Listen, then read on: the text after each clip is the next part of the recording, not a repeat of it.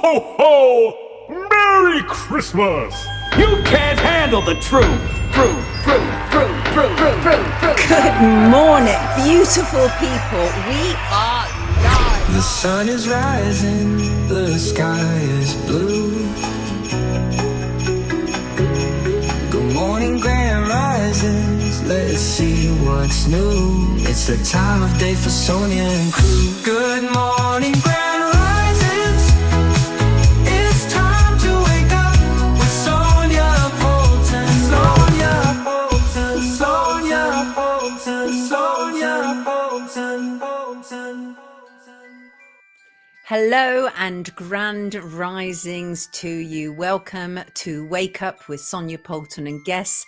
This is our Christmas special. It's a pre-record, which means that I've been able to talk to a number of our friends across the Atlantic, which is fantastic because oftentimes it's quite difficult to do that when we have a breakfast show because of the time difference. But I'm delighted that we've been able to bring in some incredibly special people for this special. And I just want to say thank you to all of you for being here. Whether you celebrate Christmas or not, I do, not necessarily from a religious perspective, but from a cultural perspective. I love it. I've enjoyed the festivities so far, and I hope you have too, however you choose to spend your time. So without further ado, let us start welcoming in our guests. And once again, thank you for being here. You are, as ever, the most tremendous audience, and I'm absolutely blessed to have you with us. One story that I've been interested in this year is that of former neonatal nurse Lucy Letby. And it was a story that I came to late. I'd heard a lot about it. She was considered one of the worst, actually, if not the worst, child killer in UK history. And I was curious about it because bit by bit, I was starting to see people of some repute standing up and saying there's something wrong with this conviction. And many of our viewers wrote in and said to me, Sonia, you need to cover this. There is something wrong with the conviction of Lucy Letby. And so I started to look into it. And somebody who has joined me throughout the year to report on this story is Professor Richard Gill. And he's been absolutely brilliant. So it was absolutely right and accurate that he should join us for this Christmas special. And here he is. I am delighted to be joined by Professor Richard Gill. Richard is somebody who's joined us throughout the year on Wake Up. And let me give you a bit of background as to why that is. It's regarding former neonatal nurse Lucy Letby. And of course, Lucy Letby has famously become known as the UK's worst child serial killer. Before her arrest and conviction, she was a neonatal nurse at the Countess of Chester Hospital in England.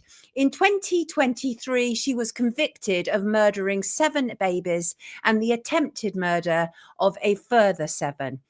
She has been repeatedly refused leave to appeal, despite a growing concern all this year from people who do not believe that she is guilty. In fact, it is highly likely she may be a victim of a gross miscarriage of justice.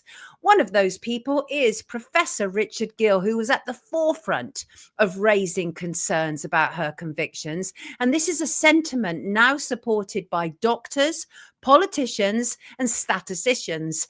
Richard, as I say, has been with us throughout the year on Wake Up, so it is only apt that he join us for this special to continue this really important conversation of a story, frankly, that is far from solved. Richard, thank you so much for joining us today. You bring some sterling background information to this case. Tell our viewers, for those who may be unfamiliar, what similar stories have you worked on prior to Lucy Letby? Yes. Well, I got involved in Lucy Letby case because I got involved 20 years ago or more in a Dutch case, Dutch nurse called Lucy de Berg. Actually, in all key respects, it's absolutely similar to the Lucy Letby case. But I got involved in it because statistics was actually used explicitly in one of her first trials, later discarded. And I'm a statistician. And and in particular, at that very first trial, a statistician mentioned a number, 1 in 342 million, of being the chance that it was chance that she was there so many times. Now, this incredible sort of impossible coincidence that stuck in everybody's minds, and it polluted the minds of experts who evaluated whether events were natural or unnatural. You know, I mean, they heard that Lucy was there again, and she was always there when bad things happened. So they actually decided on those grounds that a certain event was an unnatural event and not a natural event. Anyway, so So I got. Oh, sorry, we're having a right old day of this, aren't we? So here's the thing: is that there are similarities, at least straight off the bat, with those two cases. What happened with the first case? Well, in the first case, at some point, there was a trial, and there was a retrial, and went to the Supreme Court, and then Lucia was in jail for life, basically for full life, just like Lucy Letby. That process went relatively fast. It took 5 years to get right to the end of a completely closed case. Nothing could happen anymore unless something new was found. The thing about these cases is you never actually find anything really new, because all the facts are there in the past. They might have been overlooked, but you're not going to get really new evidence. This is one of the big problems with these. You're not going to suddenly find some new DNA, right? Or have a new witness who actually saw something who hadn't been noticed before. You've just got to work with what is already there. And this is a grand excuse for the legal establishment to say, no, we can't reopen the case because we only do it when you have new evidence, right? But anyway, after 5 years, so that was in 2005, a couple of other people, not myself, a couple of whistleblowers started getting the attention of journalists and the press, people like you, appearing on TV and so on. And one of them was a philosopher of science who studied arguments, and the other one was actually a medical doctor. And actually, they were family members of one of the main doctors at Lucy Letby's hospital. So they actually had some inside information, which is also turned out to be turn out to be useful. Well, I rapidly got involved because of the statistics connection, and I became one of the main sort of spokesmen for the sort of movement. I mean, we were called conspiracy theorists and so on, and of course we actually were conspiring to overturn a miscarriage of justice. I mean, we were working together, and this nurse was legally in jail for life. So you can call it a conspiracy if you like. But I mean, but we didn't have a conspiracy theory. We were conspirators, you could say. And the fight took 5 years, 5 long years, and that was incredible that it took so long. We felt, because already in 2005, the two whistleblowers I mentioned, that they published a book which analysed the court's arguments, analysed the medical evidence, and analysed everything. And you read that book, and if you're like intelligent and sensitive and understand a bit about the world, you read that book, then you knew already after the first 50 pages, that this was a gross miscarriage of justice. And the book was like 300 pages because it went into every little detail of everything.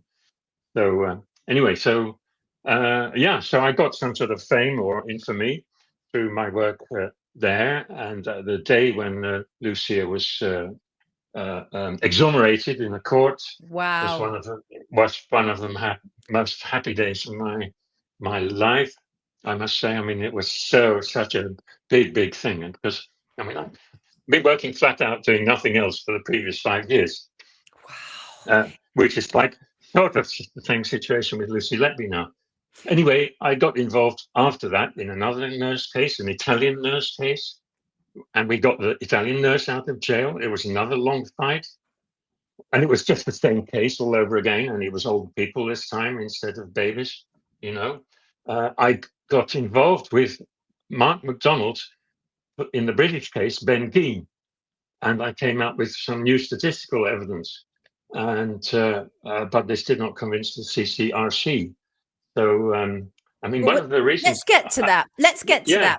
So already that's interesting, because obviously that already tells us straight off the bat that what has happened with Lucy Letby is not a one-off. And if it is a gross miscarriage of justice, this is not a one-off. It is not a two-off. It's probably a many times off.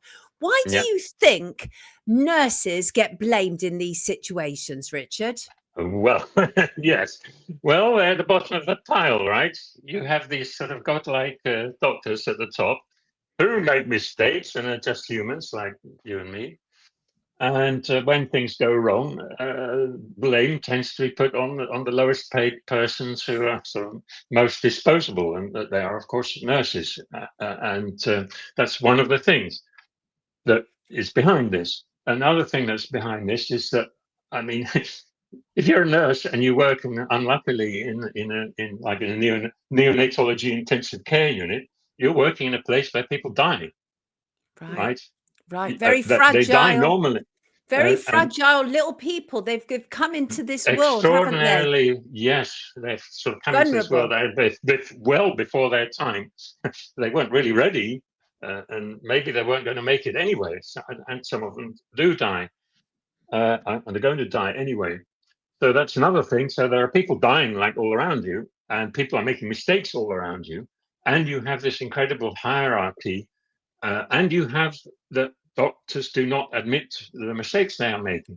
They don't even tell their colleagues. Nobody Right. tells anybody, because Right. when you do tell it, it has all kinds of terrible consequences, right? I mean, if you do have, of course, like a bad fatal accident twice in the hospital, you're not going to be able to practice anymore, even if it was just an accident, right? Right. It's a story that I hear many times over as an investigative journalist. So Yeah. to you, when you started to look at the Lucy Letby case, because presumably you're an academic, you're a man with scientific understanding, so you're not just somebody who's just like blogging about this, right? You come at this with certain credentials and a certain successful history of having been involved in the overturning of similar cases. What was it, other than it just being a nurse, what was it about Lucy's case that grabbed you? Well, it grabbed me in 2017. I saw it in the Guardian, you know. Wow. Right, and I thought, I won't say exactly the words I thought, but I thought, oh my God, here we go again, because I could, the very first police announcement, press release, was a number of, too many deaths in a hospital. Police are investigating, and they are thinking about a nurse, something like that. I mean, but this is how Lucy Letby started. This is how the other cases all started. They all start with the police being called in because,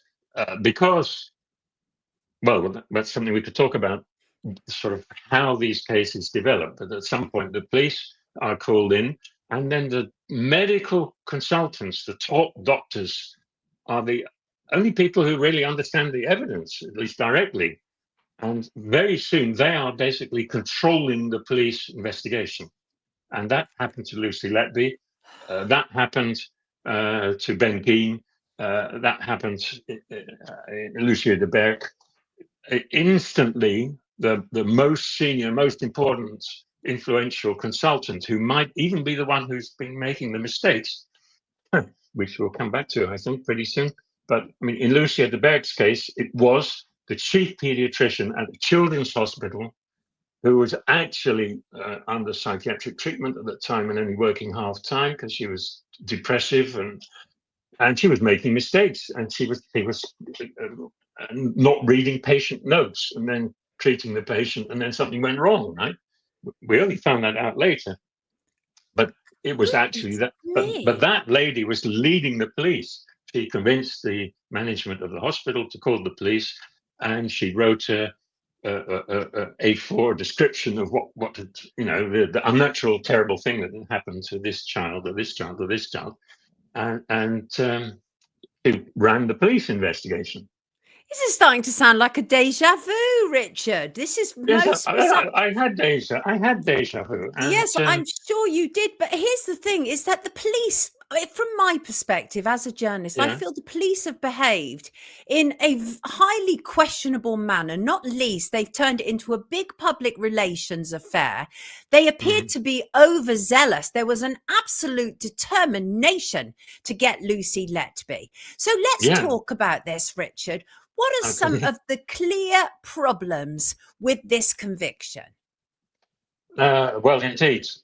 One of the problems is the police let themselves be basically be directed in their investigations by one of the well, maybe two together. One of the consultants, we can name his name because we know that he Stephen Breary went with Ravi Jayaram, the TV doctor, went to the police. They said, yes, we usually have only 3 deaths a year, and look, we suddenly had 7 and then 8 or something. And they said, babies in our hospital, of course, some of them are very frail and so on, but the basic idea is that they are going to grow and go home.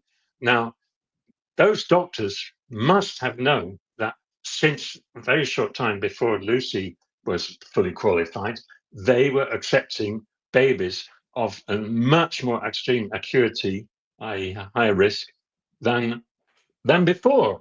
One of the biggest things, and I want you to clear it up, that people still say to me now is, yeah, but she wrote a confessional note. Oh, yes. Richard, she didn't write a confession, did she? No, she didn't write a confession.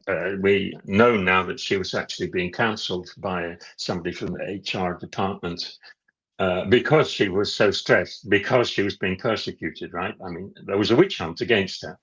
And she actually put in a complaint against the doctors for the way they were slandering her all the time, and she won, and they were obliged to apologize to her in person and in writing. But I mean, so you can imagine how you can imagine the mood of those doctors. But Indeed, yeah. So she was advised. This is basically you go to any go to psychotherapists and you're all mixed up and stressed out of your mind, and your mind is turning over all the time. You know, you're ruminating. I mean, she was depressed, like seriously depressed by that. She was in a very bad way mentally by then. She was taking medication. It would have been terrifying, wouldn't it, though? Absolutely terrifying. It was absolutely terrifying, the situation she was in. She was sort of totally powerless, yet she was bravely fighting back. And I mean, actually, the fact that she bravely fought back was basically her downfall, because if she'd been a sort of a more regular person who just took it, she would have quit, quit the hospital. And then everything would have been fine. The doctors wanted her to leave. When they were questioned about what was the evidence against her, they said, there's no evidence against her. I mean, we have no evidence against her. They said that. They said it to investigators who came in. We have nothing against her, actually. We have no proof of anything at all. All they just have is a list of bad events, and she's there. But, right. I mean, but they were, that's key, they were focused on her collecting events when she was there, and those are the ones which they gave to the police. Please emphasize that there is no direct evidence. Everything is circumstantial. Is that correct? Yeah. Yes, that's correct. There's actually there's zero evidence that she ever did anything wrong, or certainly anything malignant. Of course, malevolent. I mean, everybody makes mistakes from time to time. So maybe she also made some mistakes. She was an incredibly young nurse. It's a scandal that she was the most highly qualified nurse on that intensive care neonatology unit, because she'd only just got her sort of diploma to do neonatal stuff. So she was actually allowed to do things which the other nurses were not allowed to do, because she just got her qualification. And she was incredibly young. And every nurse knows that you learn from experience and experience and experience. And you're not a top neonatology nurse until you've had years of experience. And she had not had years of experience. She was incredibly young. So, there's absolutely no proof she did anything at all wrong. That's shocking. There's plenty of proof there's heaps of proof that every single event was actually a sort of normal event. I mean, not caused by malevolence of anybody. Got you. There were more deaths than there needed to be, and there were more bad things happening than needed to be, because the place was a chaos. Right. Let's home in on that, Richard, there. Many people believe that Lucy Letby is the scapegoat for NHS failings. How true do you think that is, Richard? I think it is true. I mean, she is a scapegoat. She was chosen as a scapegoat by the doctors who were blamed by the RCPCH for the atrocious state of affairs on that unit. And when Jairam and Breary, sort of the two leads, most energetic persecutors of Lucy, of course, they recruited a couple more pediatricians to. They became known as the Gang of Four, didn't they? Yeah, it became known as the Gang of Four, but that was not Lucy's name of them. It was actually the prosecution. Interesting. Prosecution barrister who invented that name, of course, in order to make fun of Lucy. You know. Why? Yeah, but it stuck. Obviously, it became the tabloid name, didn't it? But yes, Richard, very clever prosecutor. He played to the tabloids all the time. Well, a very clever prosecutor. But what about her first defence? It appeared that she was grossly failed by her first defence. Do you think that's fair? Yeah, I think she was grossly failed by the first defence, and I think, though, I think it would be very hard for a defence to do a good defence, Right? But for various reasons. I mean, it's absolutely clear to me that her defence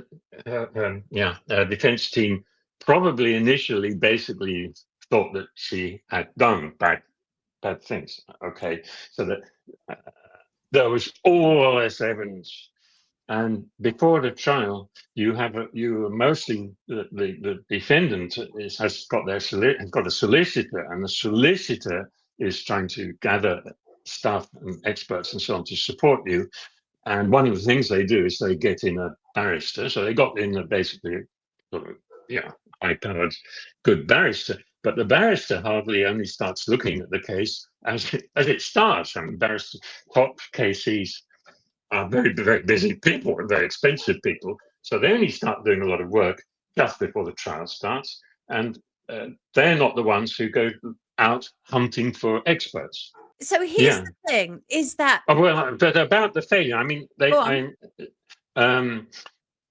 about halfway through the trial, by the time people like myself and Sarita Adams and Peter Elson and Scott McLachlan had started blogging and pointing out all the incredible stupid things about it, the defense perked up. I think Ben Myers only realized halfway through that he was defending somebody who was actually innocent. So, that's very sad. But what okay, a terrible position. But it's so difficult. How can you find an NHS doctor to defend somebody who's accused of murdering babies? They won't do it. But there's more to that. Mark McDonald says again and again, you have to go to America and Canada and so on. Exactly. And so on. But Richard, there's more to that, though, because haven't stories since come out saying that nurses who wanted to defend her were put off from doing so? Is that accurate? Yeah, that's accurate. I mean, that's standard. It happened in the Lucy Letby case too. I mean, the first thing that happened when the police were brought in, it was that the hospital lawyers had a private chat with every single nurse and basically told them what they should say. And the same thing obviously happened at Countess of Chester too. They were basically told what the line was, and made clear to them what would happen if they crossed the line. What the official line was, and so they knew what they had to do, and they knew they would. Chance. She did not stand a chance in that first. And what's That's interesting, right. Obviously, since then, is there was then a retrial, obviously, for one of the babies, and but she has also had repeated appeals, or even just the permission to appeal refused. She's had, right? Yes. Why? Well, because this is. Well, why? Because this is obviously an extraordinary, terrible miscarriage of justice, but and having it reopened will, of course, have enormous repercussions all over the place. The CPS, police, NHS. Yes. So that's one thing. The other thing is, appeal court lawyers appeal court judges, they don't understand the science. They are lawyers. They understand their colleagues, so they understand when their colleagues have, helped get somebody put away. And they are very good at coming up with legal reasons not to allow appeals. I mean, one of the reasons was totally absurd. That was on the second attempt for the retrial which was about air embolism, which is like basically a key to the whole case. And Lucy's defense appealed against the conviction for that sort of extra baby.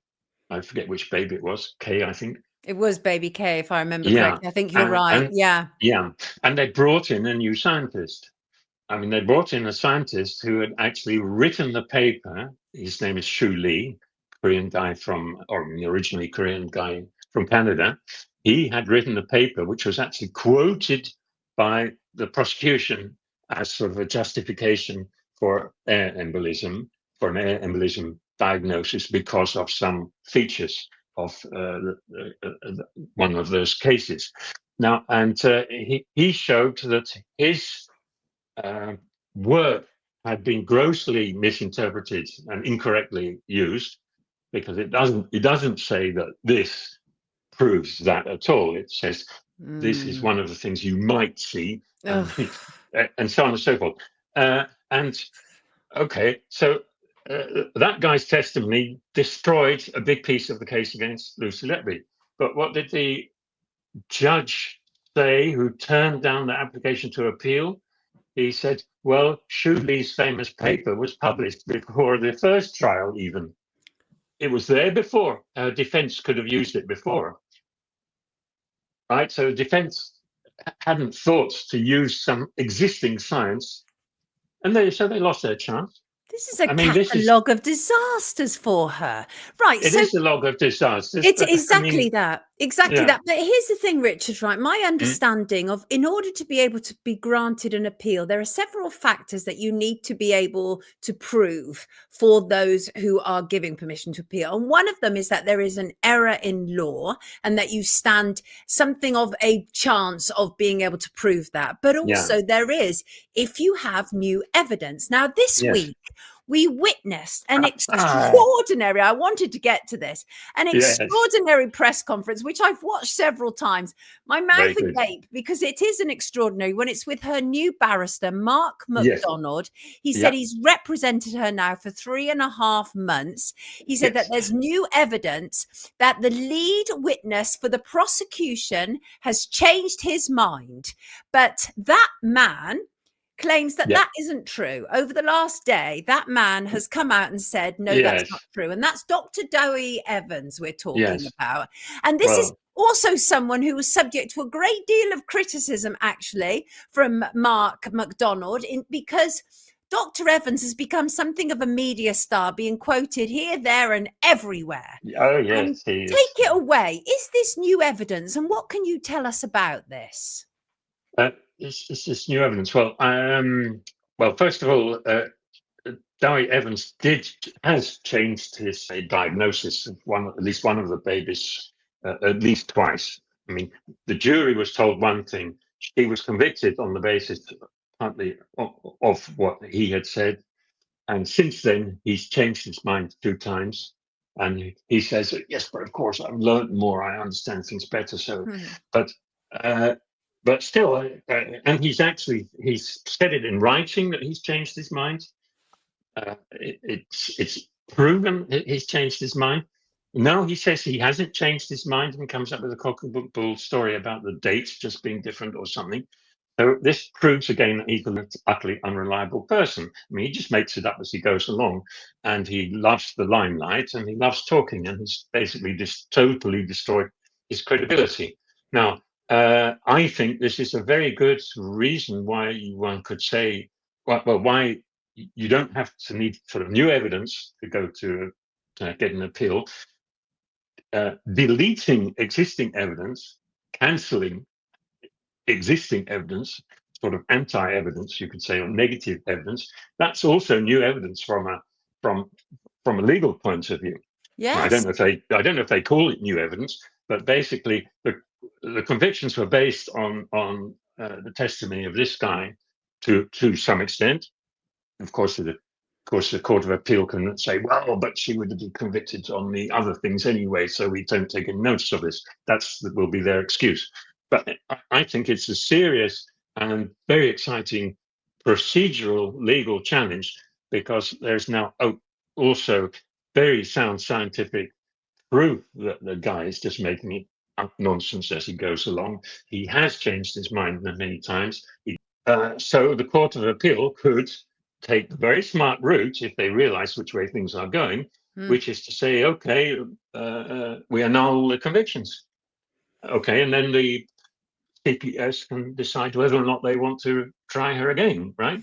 But let me just summarize that. So we're talking about somebody who was witness for the prosecution, and somebody who was very considered and respected in that role. So his role was not inconsiderable, and it was considerable. Yes, exactly.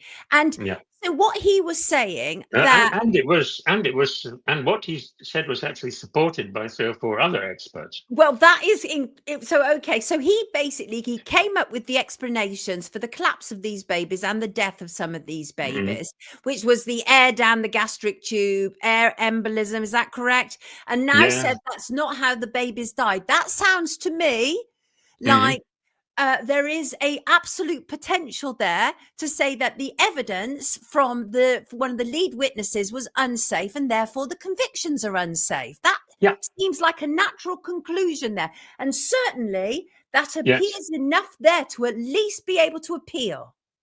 Yes, I agree.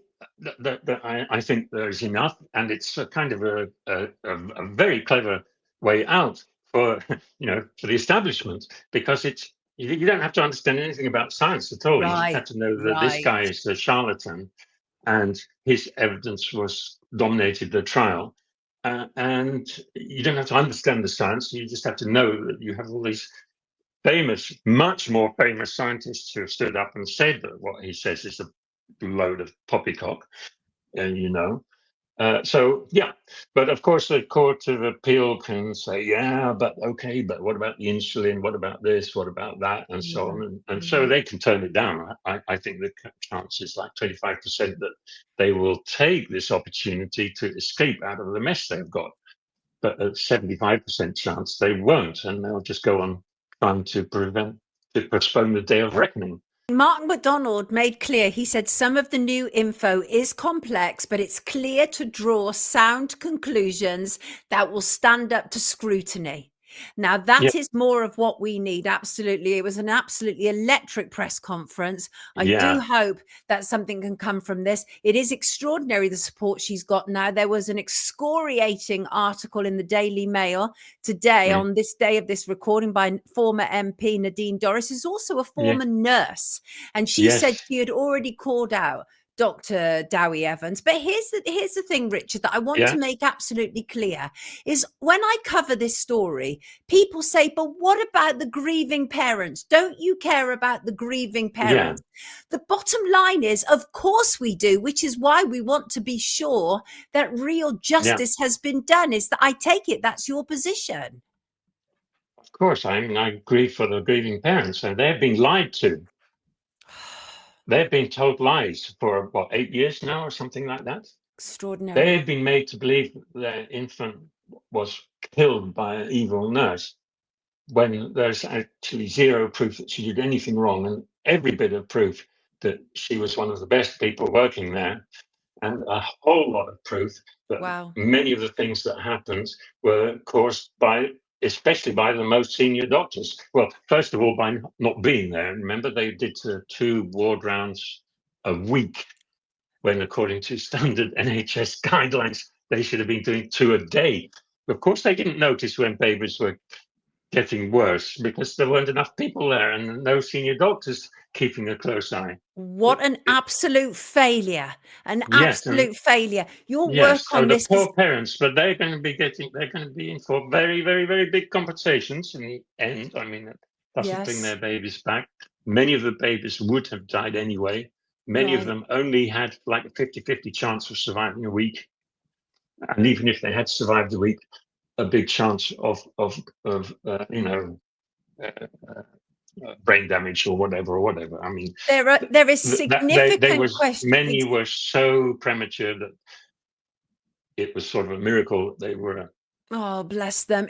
But the bottom line is the parents absolutely deserve to know the truth. And at this moment in time, you and many other Very many others. respected voices are Yes. saying there is a real problem here. This looks like it has all the hallmarks of an unsafe conviction. Richard, moving Yeah. forward, where next?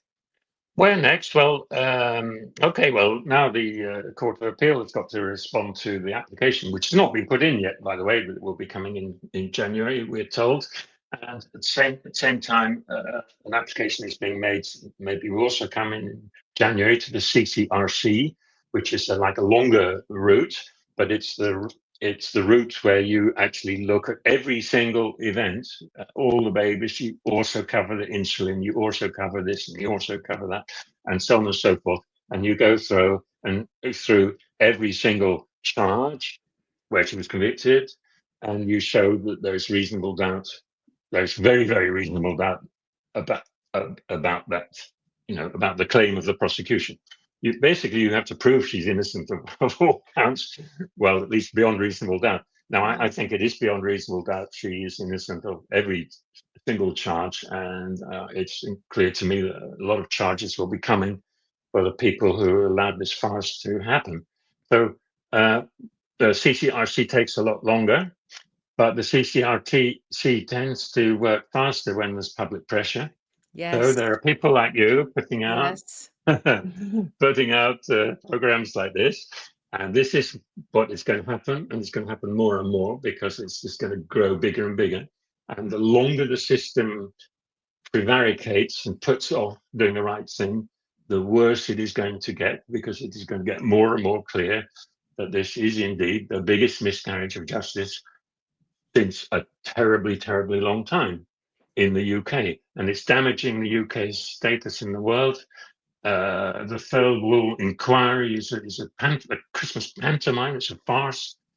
I mean, it's really showing up all the bad aspects of the systems. Are human systems. They need they need revision and updating from time to time, and they are not fit for purpose at the moment. I want to thank you. It's just going to get worse for the system, but it's going to take a long time, I fear. So do I. But I want to thank you for your sterling work, for being out there. And I watched as you and others online, right at the forefront of this, were tarred and feathered. Oh, these are tinfoil hat wearing lunatics.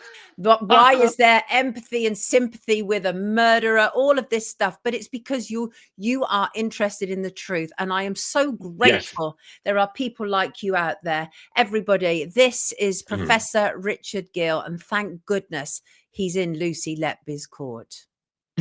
Thank you for joining us, Richard. Thank you, Sonia. Thank you very much for having me.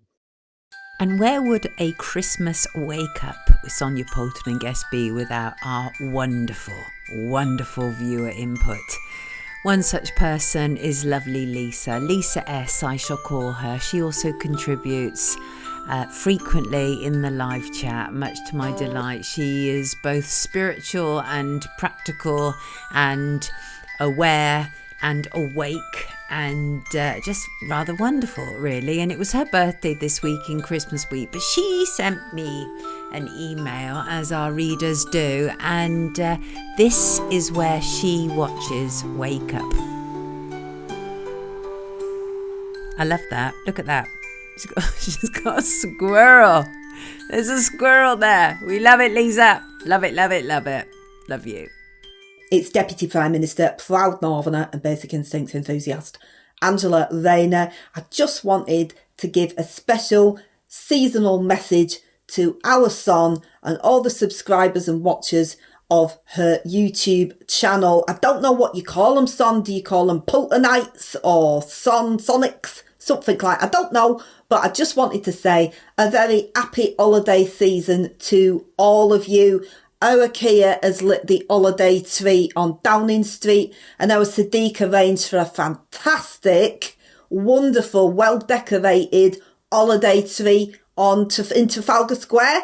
Everyone was excited about that, although a couple of people made some very offensive remarks and called it Christmas corn on the cob. And as he said, it is extremely offensive language. You're going to have to be corrected there. It is not a Christmas corn on the cob. You would have to say an holiday corn on the cob. We don't want offensive language. We're not putting up with it.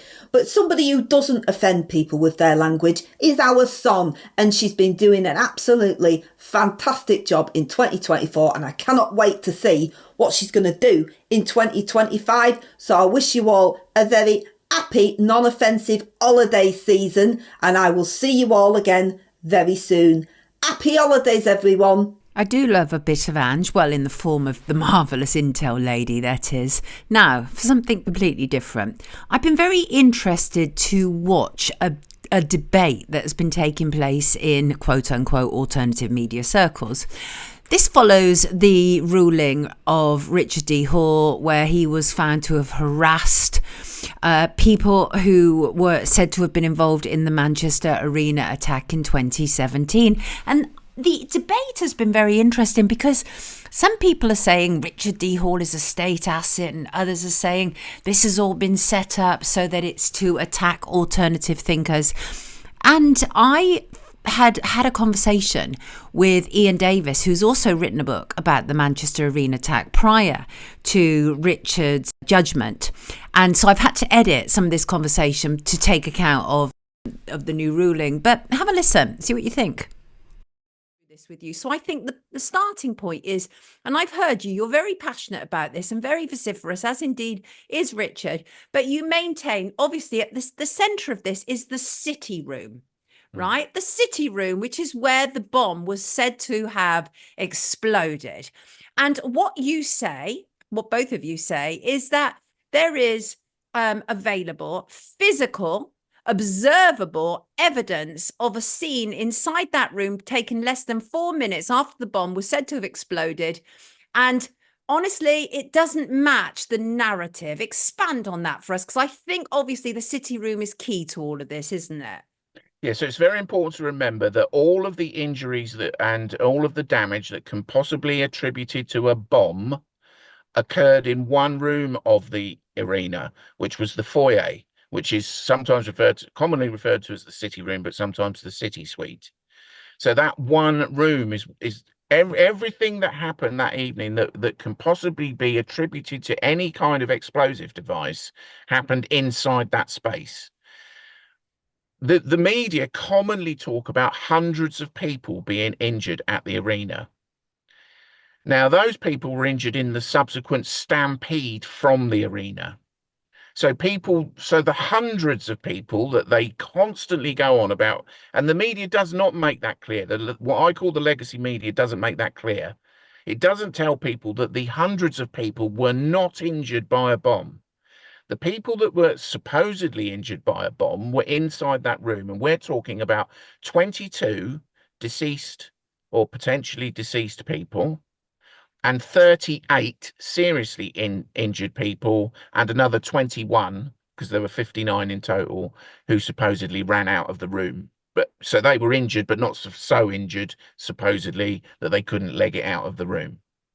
So left in the room were supposedly 22 deceased or dying people and 38 people that were sufficiently seriously injured enough to remain in that room. So 60 people in total, not hundreds. So let's get that clear. It's interesting, isn't it, how they group it all together? Because then again, that's how you get your emotional reaction. Now, this is based on, I think is it the John Barr footage? Yeah.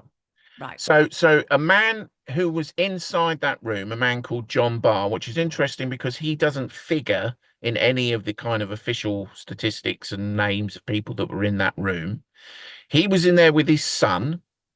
Richard interviewed him, and he supposedly said that neither he nor his son. So bearing in mind, they were within 20 meters of a supposedly enormous TATP shrapnel bomb packed with more than 30 kilograms of shrapnel. Oof. that when it exploded in that room and they were there, neither he nor his son suffered a single injury, not a scratch. Now, he subsequently filmed the scene inside the city room. Now, this was when Richard interviewed him, he said it was no more than about 4 minutes after the bombing. So, or the bang, let's call it the bang. So very unusually for a terrorist event, we have filmed footage of the bomb scene, the alleged bomb scene, taken less than 4 minutes or around 4 minutes after the bomb is said to have exploded. Priceless evidence. Absolutely. It should show you everything. It should show you, you should be any reasonable investigator or investigative journalist should be able to, from that evidence, piece back the events. It should be clear from that 4 minutes is no time at all. That chaos would still be happening. Yeah.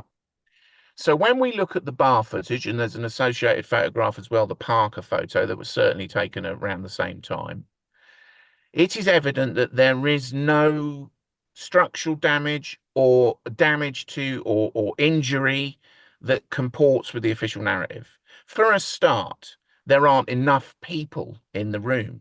There should be 60 people in that room. Now, the bar footage doesn't show the whole room, but it is looking towards the epicenter of the blast. So it is looking directly at the point where the bomb is said to have detonated. So the vast majority of the injured people and the vast majority of the deceased and the dying should be in that frame. They're not. There's at most, there's another piece of footage that was shown on a BBC documentary, which gives a slightly wider angle. We don't know the provenance of that piece of footage. Right. At most, there are 30 people there. The BBC footage is very hard to tell because it is so blurred. They blurred everything out. They blurred all these indistinct blobs out. But if we say that's a person lying on the floor, then there are not enough people in that room that to correspond with the official narrative. We then get to, unfortunately, now this is what we need to consider, that we can't avoid this. What would be the kind of damage that would be inflicted on a crowd of people by a bomb as described by the state? Now, it is horrendous. It is unimaginable, the kind of carnage that would inflict on a crowd of people. Now, evidence was given at the Saunders inquiry, which was the subsequent public inquiry into the bombing, from a Professor Anthony Bull, who's an expert in physiological bomb damage, who explained the kind of injuries that people in that area, certainly within the first 10-meter radius, which is what the bar footage is looking directly at, and within a 20-meter radius where people are to a greater extent damaged by shrapnel.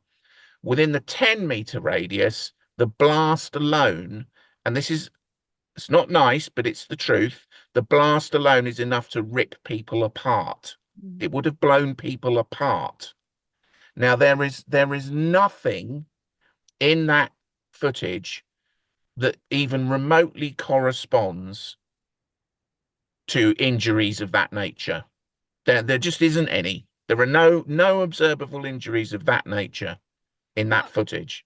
I think what's important about this discussion, and I just like to say, if anybody listening to this is going, oh God, this is so wrong because, obviously all these people have been killed. There's lots of victims and everything. The whole point about my job is really to question official narratives. I've been doing it for a very long time. And this is just another one that needs to be questioned, because if I believe that there is sufficient information that has emerged that deserves to, have the light of day, then I will look at it. And that's exactly what this conversation is about. But here's the thing, Richard, Richard, there you go. That's interesting, isn't it? Here's the thing, Ian, is that, as you say, the media presented, first of all, a very emotional case, and it is emotional.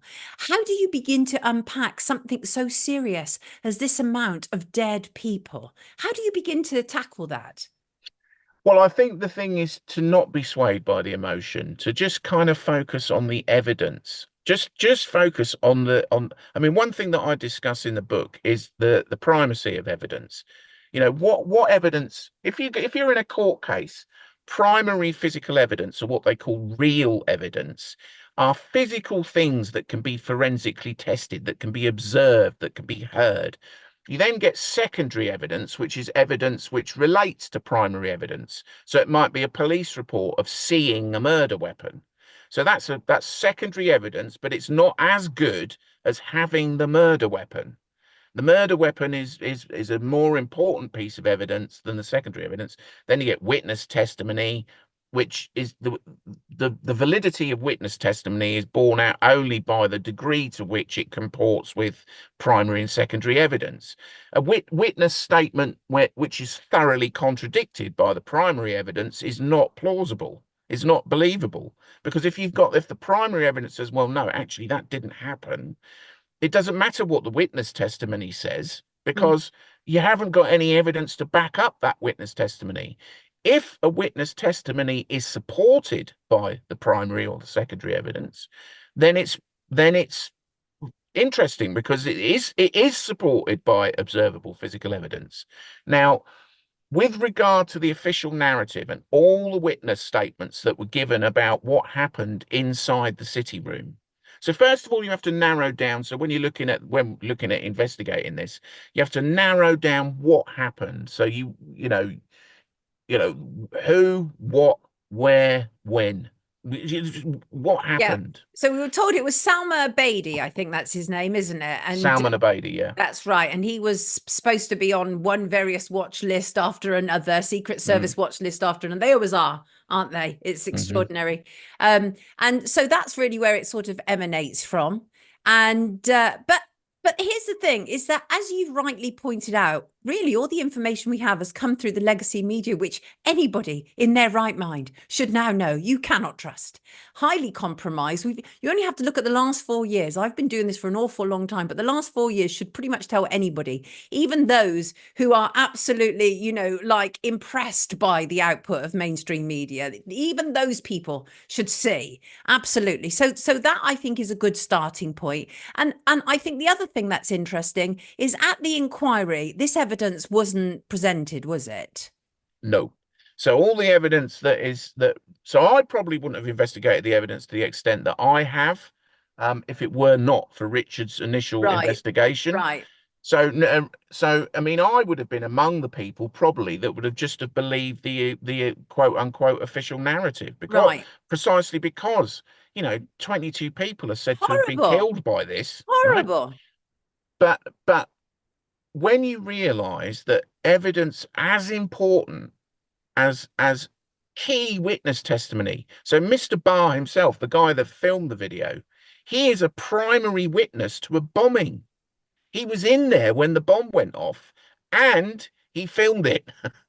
Right now, he was not asked to give testimony at the inquiry. Astonishing. How is that? How can that be possible? Don't ask me. No answer for me. Nor was his footage entered into evidence at the inquiry. So this is one of the reasons that I've gone out on a bit of a limb for me and sort of nailed my colours to the mast with this. And I've written about and spoken about quite a lot about false flag attacks in the past. But there's always an area of debate. It's all about a balance of evidence, because we can't really be sort of certain about certain things. And, there is always an element of debate there. But with this, I have never seen anything so clearly a false flag as this, because the evidence is absolutely nailed on. You can't look at that scene in the bar footage and compare it to the official narrative and still think that the official narrative is true. The two things are mutually exclusive. So I'll give you an example. And I think it's important to understand that the official narrative is that it's a narrative. It's built from the inquiry stories. Consolidates that official narrative, like any inquiry does, right? Yeah. So one of the statements that was made by one of the witnesses was that as she was leaving the city room, and she was caught up in the aftermath, in the bombing, that something called the merchandise stand blew up. Right. So this is a narrative about so the merchandise stand was less than 6 meters, if we believe the official account, was less than 6 meters from a massive TATP suicide bomb. Now, 6 meters away. Now, it was made of, it's not hard, it was, I think it was probably made of some sort of aluminium frame, or maybe even balsa wood frame or something like that, with some cardboard presentation boards on it, and some posters and some T-shirts and some, merchandise for people that are leaving the Ariana Grande concert to buy, hopefully. She said it blew up. In the bar footage, which was taken 4 minutes after the alleged explosion, which she allegedly saw, we can clearly see that it is not damaged. It's not damaged at all. It's not even been moved. It's not even undisturbed. Now, it is preposterous. It is utterly ludicrous to suggest for one moment that a massive bomb has just exploded next to that merchandise stall. It's ridiculous. Again, going back to one of the reasons why I wrote the book, I would say that is a nailed-on certainty. There is absolutely no chance whatsoever that a bomb had just exploded next to that merchandise stall. If we then look in at the other aspects of the bar footage and what it shows, the lights aren't damaged. I mean, there's a bank of, neon or halogen or whatever lights right next to where this bomb has supposedly just killed 22 people and injured 38. None of them are damaged. They're all working. They're all in perfect working order. Yeah. There are walls, but cheap red brick walls. How many of these places are constructed. It's not like they used to be constructed. These are lightweight red brick walls, right? Yeah. Fascias more than anything. Right. No damage. There's no damage. There's no pock marks. And this is what subsequently I discovered based upon Richard's research, is that for example, there is a door that leads from the city room into a part of into the hospitality suite of the Manchester Arena. Now, it's a white door with a blue kick plate on the bottom, which is why the way I've designed the cover of the book reflects that white door with this blue kick plate on the bottom. Now, in the bar footage, we can clearly see that there is no damage to those doors. There is no blood splatter on those doors. They're clean, no damage. So remember, the bar footage was taken 4 minutes after the bomb is supposed to have exploded. So we can clearly see there is no damage to those hospitality suite doors.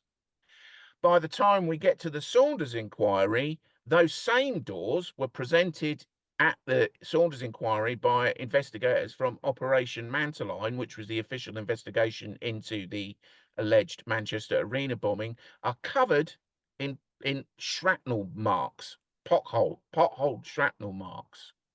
Now, what we can say without any shadow of doubt is that 4 minutes after the bombing, those doors were undamaged.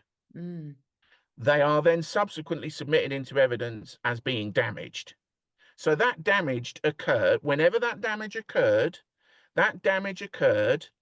more than 4 minutes after the bomb is said to have exploded. So the obvious question next, Ian, is why a false flag? If this really is a false flag, why? Well, I think in terms of false flags, I mean, I dedicate an entire chapter of the book to Operation Gladio, which was a 40-year-long false flag campaign that was what we might call a more traditional false flag campaign. So insofar as it was what we might call a make it happen on purpose campaign, where people were actually killed.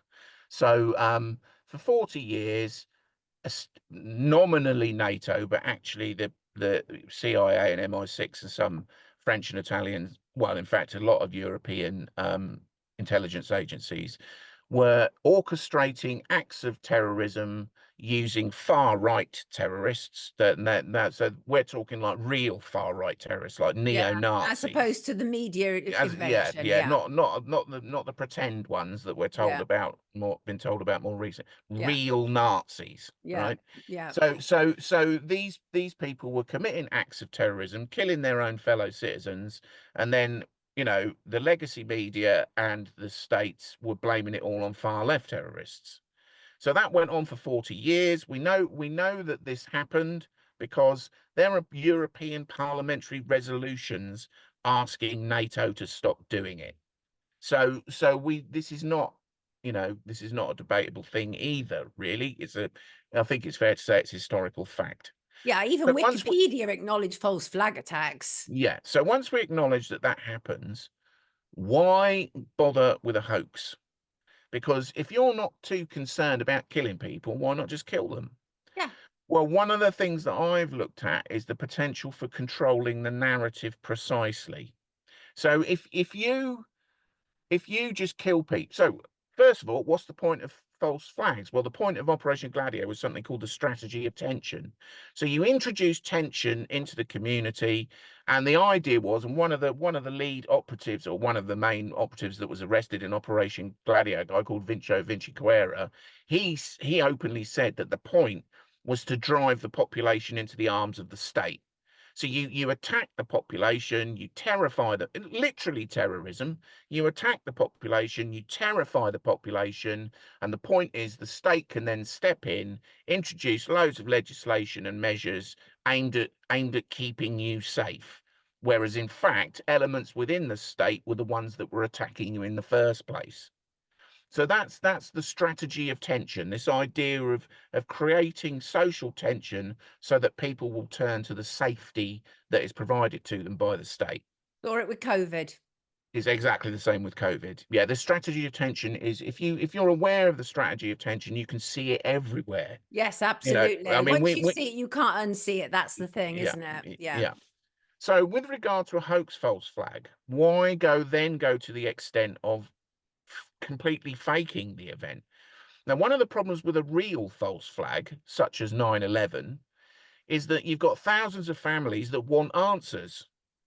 Now, in terms of, we've seen some of the families of the Manchester Arena attack have recently sort of started legal action against MI5, claiming that mistakes were made and that Salman Abedi could have been stopped. Well, of course, this legal action really supports the official narrative. It says that Salman Abedi blew people up and killed people, and that the only reason that he was able to do this was due to mistakes.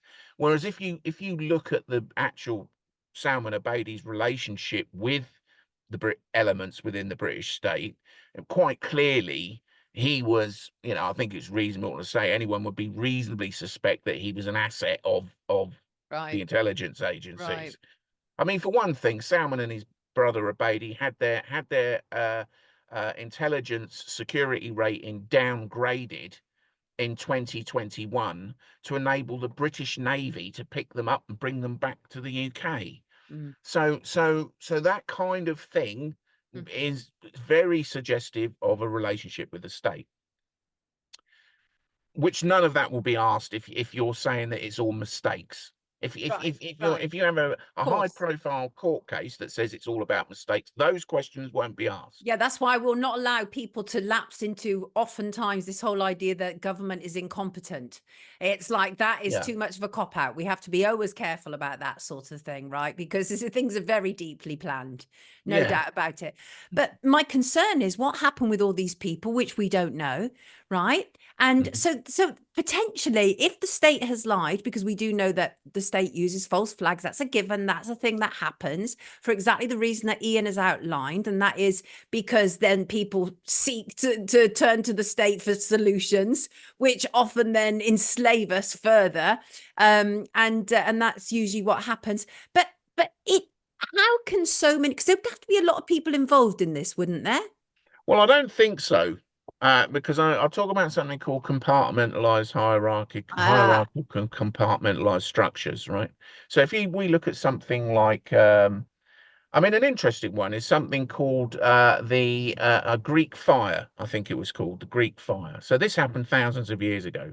The Greeks had a like a kind of catapult thing on the front of their ships that fired this fiery ball, which was of its day, you know, the weapon that gave the Greeks massive naval advantage. Now, in building the Greek fire, there were little communities dotted around all over Greece that were all contributing in some way to building this thing, this catapult that they would mount on the front of their ships. But no one knew what they were building. They didn't know what they were.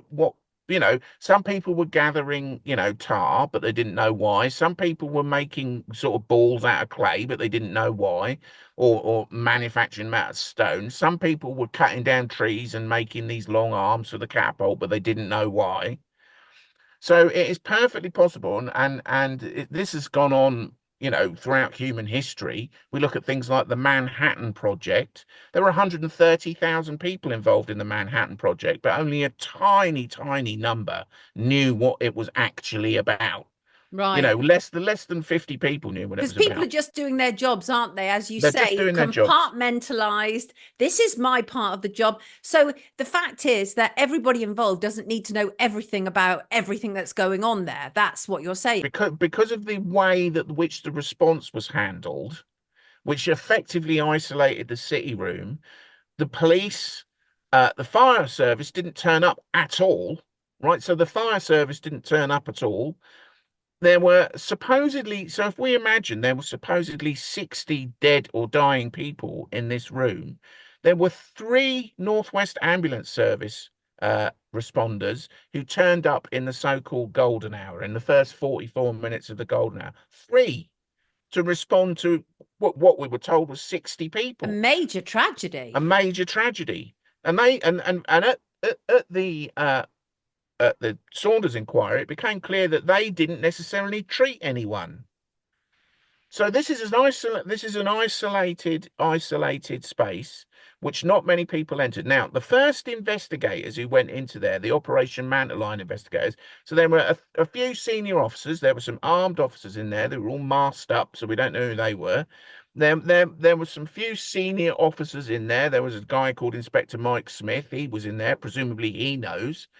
You know, but not many people. So if you then think that the Operation Manteline investigation, there were over 1,000 officers involved in that investigation.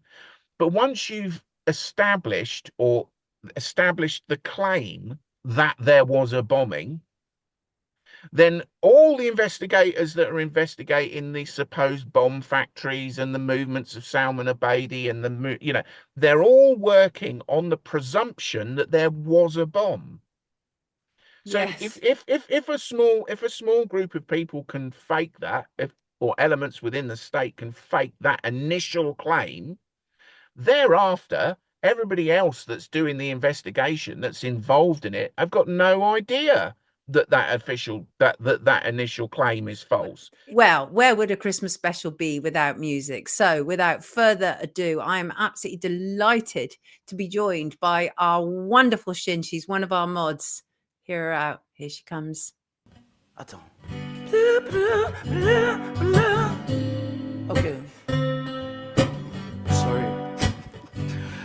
You see what we see.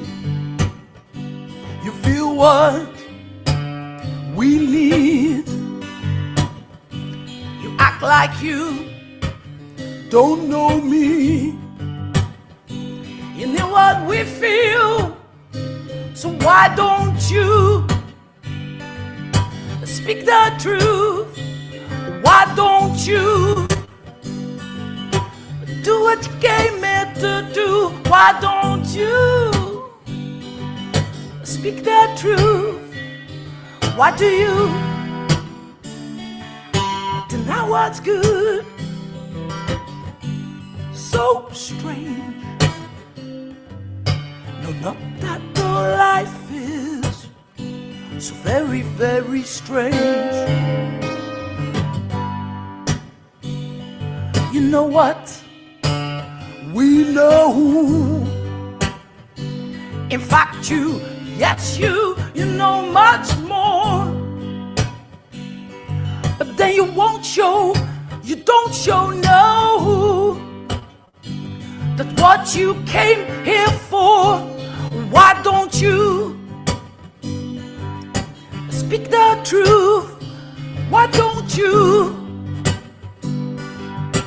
do what you came here to do? Why don't you speak the truth? Why do you deny what's good? You gave them gold, they didn't recognize it. Daddy said now, give them bronze, make sure you shine it. Child, you gave them gold, they didn't like it, didn't recognize it. Don't procrastinate like me. Give them bronze, make sure you shine it. Why don't you believe, speak that truth? Believe, speak that truth. Why don't you speak the truth? Why do you deny what's good? You see what we see. Woo! Go Shin! Go Shin! Go Shin! Go Shin! You're just frozen. Brilliant. Wonderful. Oh, no. What inspired that song? It's I lived twice in a squat in my life. I was living in Walthamstow, in a squat, and there were a bunch of guys, and they were destroying everything, and they were making noise instead of music, but they had all this talent, and we could have made something really nice. And they sabotaged one of my concerts that I did, and so I wanted to pick up my guitar, and I wanted to say, I can't stand you. Go and F yourself. And this is what came. And later on, after Wake Up today, what are you doing? Well, I'm going to walk my dogs. And this evening, I am on the Synchronized Souls podcast. So when I meet up, we play music, we chat, and we celebrate the season. And Zoe, for those who don't know, is who? She's our other mod, It's isn't the other she? mod. She's our other mod. Two people that I trust to get the job done. That is going to be a phenomenal podcast, no doubt. I will make sure that there is a link in the description so people can come to you after they've watched Great. you on here. Shin, thank you so much for joining us today. We truly appreciate it. One of the regular features that we have on our show is about geoengineering. I say geoengineering, weather manipulation, chemtrails, call it what you want. Just be sure to call it, because legacy media fail to. And I'm about to introduce you to somebody I've heard a great deal about, and I've watched his work, and it's phenomenal. And our viewers have also said, bring him on, bring him on. And we've had various time difference issues in order to be able to do this. But this is a Christmas special, pre-recorded, which means it's a perfect time to welcome you all to Matt Landman. Well, as I say in that introduction, I'm absolutely delighted to be joined by Matt Landman. Now, what Matt doesn't realise is I've known of his work for a few years now, because I watched a huge, magnificent documentary that he made, which our mod Shin has frequently sent to me when we're talking about geoengineering on the show. But I'm even more delighted that Matt has joined us today. Thank you so much for being here, Matt. Truly appreciate it. An absolute pleasure. Thank you so much for having me on. So obviously I'm referring to Frankenskies. Now, how long ago was that made? It has to be at least 7 years ago. Yeah, good memory. It came out in June 2017, and what's remarkable is it's getting more traction now more than ever. When I came out with it, I thought that would be the big year, but now the proverbial seed, the metaphorical seed, you plant it in the soil and you do your work, but now the soil has become fertile and it's finally sprouting and germinating and coming to fruition. So I love that. It's so brilliantly well done. It's captivating, actually. Once you, the thing is that it's a good documentary because it literally tells you the story and doesn't leave you with questions. Some documentaries leave you with more questions than answers. This doesn't. And so I think we need to break it down a little bit for those who haven't seen it. And I will, of course, be sure to put a link in the description so you can catch up with it. It is available on YouTube as well as other alternative platforms. So let's talk about it, Matt. Why did you choose to make it in the first place? Well, great question. And Frankenskies is available at frankenskies.com, and it's on all the platforms out there for free. I chose to make Frankenskies because when I learned about the ongoing assault in our skies, the geoengineering, the chemtrails, the weather warfare, the weather modification, the solar radiation management, whatever word terms you like to give it, they're all synonyms. They're all the same thing. They all are the toxic aerosol sprays, the aluminum, barium, strontium, and whatnot being administered into the skies. Nobody knew about it when I first came on into it 10 years ago. My friends, my family, my peers, and I didn't have a resource to share with them. I wanted to bring it to light. I wanted to share with my people, and I didn't have anything credible that I could share. And then when I dove in and tried to make the documentary, I didn't want it to be like other documentaries. I didn't want it to be a story about me with my voiceover personalized. I wanted it to be straight facts so that people could sink their teeth into it and not, turn it off halfway through because it was so opinionated or whatever. I wanted it to be historical based. That's why it's a chronological timeline piece that starts in the 1920s. Exactly that. And do you see, the thing is that when you made it, it was still, as you say, there was this absolute gap. There was a lack of any visual documentation that would, illuminate the problem. Now, here's the thing, though, Matt. Why is it so hard for people to accept that this is being done to us? Because surely the evidence is there in our eyes. Even before you find out all the information that is available in your documentary, it is clear, surely, that the skies have changed. Well, lots of people are waking up, and that's a positive note, especially after the lockdowns. Pre-lockdowns, I would go out and pass out flyers and DVDs, and people would say, "Oh, wow, would the government really do that?" But after the lockdowns, we're in a different world, and people of all walks of life, they say the phrase, "Well, I wouldn't doubt it. I wouldn't doubt it because I don't trust, the powers that be as much as I used to." And that's beautiful. But why people cannot see it, the elephant in the room, the writing on the wall, and what have you, it's because they're programmed. They have good hearts. The real answer is we as humans have good hearts, and we don't want to believe in evil. I know a lot of people that are very religious and believe in angels, but they don't want to believe in the other half. But we live in a world of duality, of polarity, and there is a spiritual battle going on. And the sooner we realize who we are, what we're doing here, why we're here, the better for the overall of humanity, really.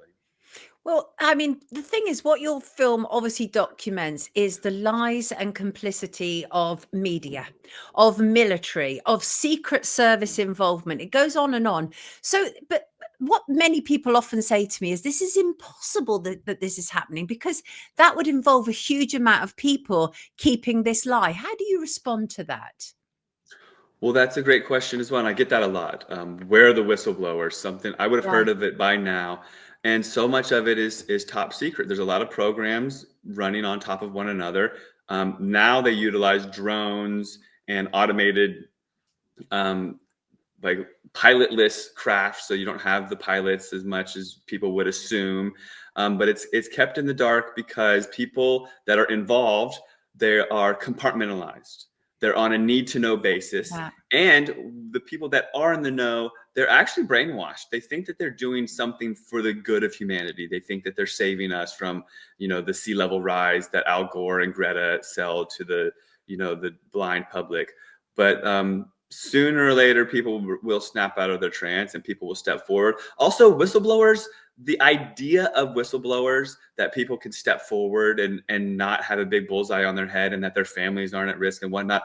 When you work for these evil organizations, you've already sold your soul. Exactly. You can't then turn around and blow the whistle and expect that your life is going to be protected. These whistleblower acts of protection and all this sort of stuff, they don't hardly exist. They don't offer the protection that's necessary. And then when there are whistleblowers in different spaces, oftentimes that's controlled opposition, controlling even that narrative, which is a deep, dark story. But it's up to us to witness this and to see the truth. It's very obvious if you start to look through the right lens, but it's not that rose-colored world that we grew up in that we thought existed as children. There's a lot of evil. There's also a lot of good, but the powers that be that control these narratives, they have unlimited funding. They're reverse engineering things where they're saying, oh, one day we're going to save you from global warming and sea level rise and all this stuff. Meanwhile, they create heat waves with this technology, creating a problem reaction solution scenario, selling us the fear and saying that there's a problem that they've actually created with this technology. Do you think that Robert Kennedy Jr. will actually do what he said he will do, and that is expose these things? In a perfect world, that would be lovely. But Wouldn't it? yeah, but and so many people have such high hopes with him and his reign or whatever right now, his political stance and whatnot. People think that he's going to remove the fluoride and even ban GMOs and stop the chemtrails. But the reality of the matter, the facts are that these heroes, they're put in place to keep us quiet. And if anybody's going to do anything, it's actually us. And to take away our power, I like to tell people, look, because in the States we have fluoride in every municipality just about. If anybody's going to remove the fluoride from your town, it's you. That's who's going to do it. And the powers that be want to keep you pacified and quiet and giving your energy to someone else, whereas the true power lies in your community, in your voice, in the truth, and playing your part, which is spreading it like it deserves, spreading it like wildfire. You should tell your friends, your family. Yeah, absolutely. I completely agree with you, because it would be fantastic in an ideal world if that is what takes place with Mr. Kennedy, right? But we can't rely on it because we've been disappointed in the past, haven't we? So it's really important. But the thing I think that what I think is so valuable about your film is the way that you document these catastrophes, these events throughout history. And one event that I've often talked about on our show was what happened in Lynmouth in the 1950s. It was actually on my birthday, the 15th of August, although I wasn't born in the 1950s. So let's be clear about that. So here's the thing, though, with the Lynmouth thing, it killed 35 people. Talk to us, for those who are unaware about it, talk to us about it. So I was able to find actual historical footage from the U.S. military-industrial complex.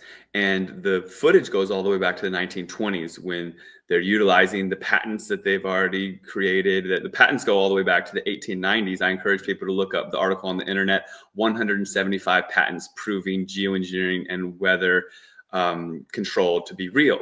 The situation in Lynmouth was part of the research experiments. I mean, how many times can you just call it research and experiments when you're attacking your own population? But there they used cloud seeding and flooded the community out, and boulders were moved, and the town was almost wiped off the map. And people that don't grasp this, because they use the idea of drought and different weather conditions as, oh, we can spin this and sell it as climate change or global warming.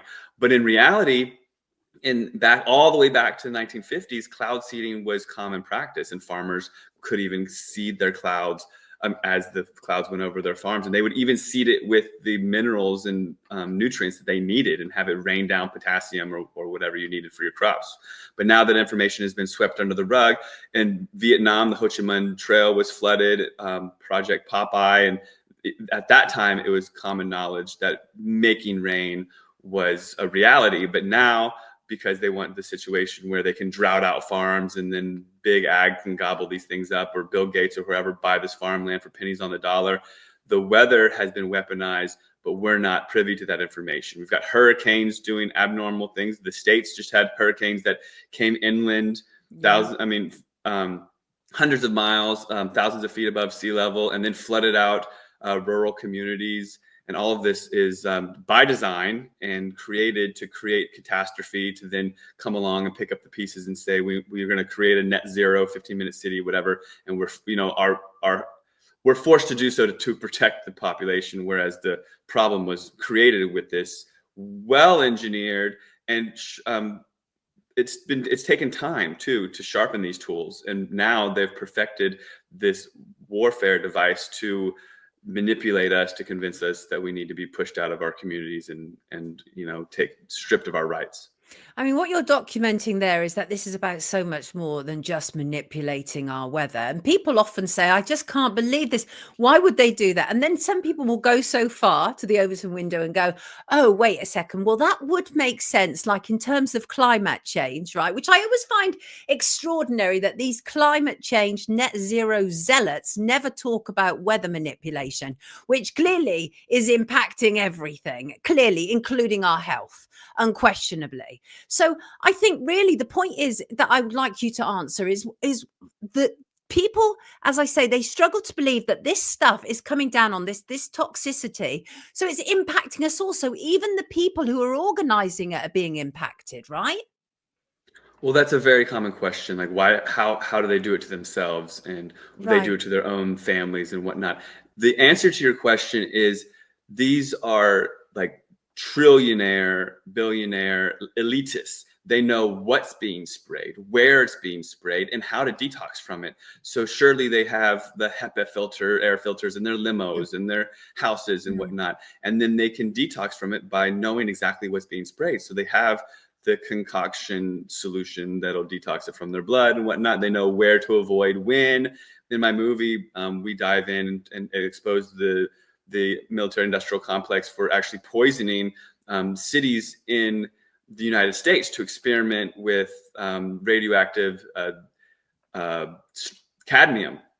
Radioactive cadmium is sprayed on the populations, especially in the ghettos, to see how many children would get sick and die from these things.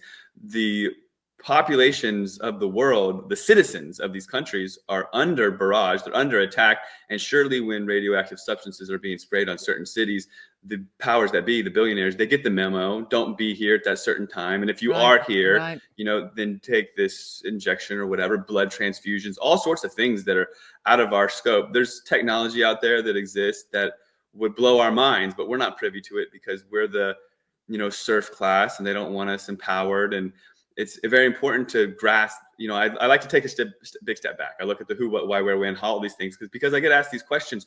The big question is why? Why are they doing it to us? Why is the fluoride in the water and the air is tainted and the food is under attack, GMO foods and all this stuff, and the big attack on cows and the dairy now with this Bovaer additive? That's right. And you're not allowed raw milk anymore either, because people were turning. You're absolutely right. Why? Is it a depopulation program, or is it financial, or is it something else?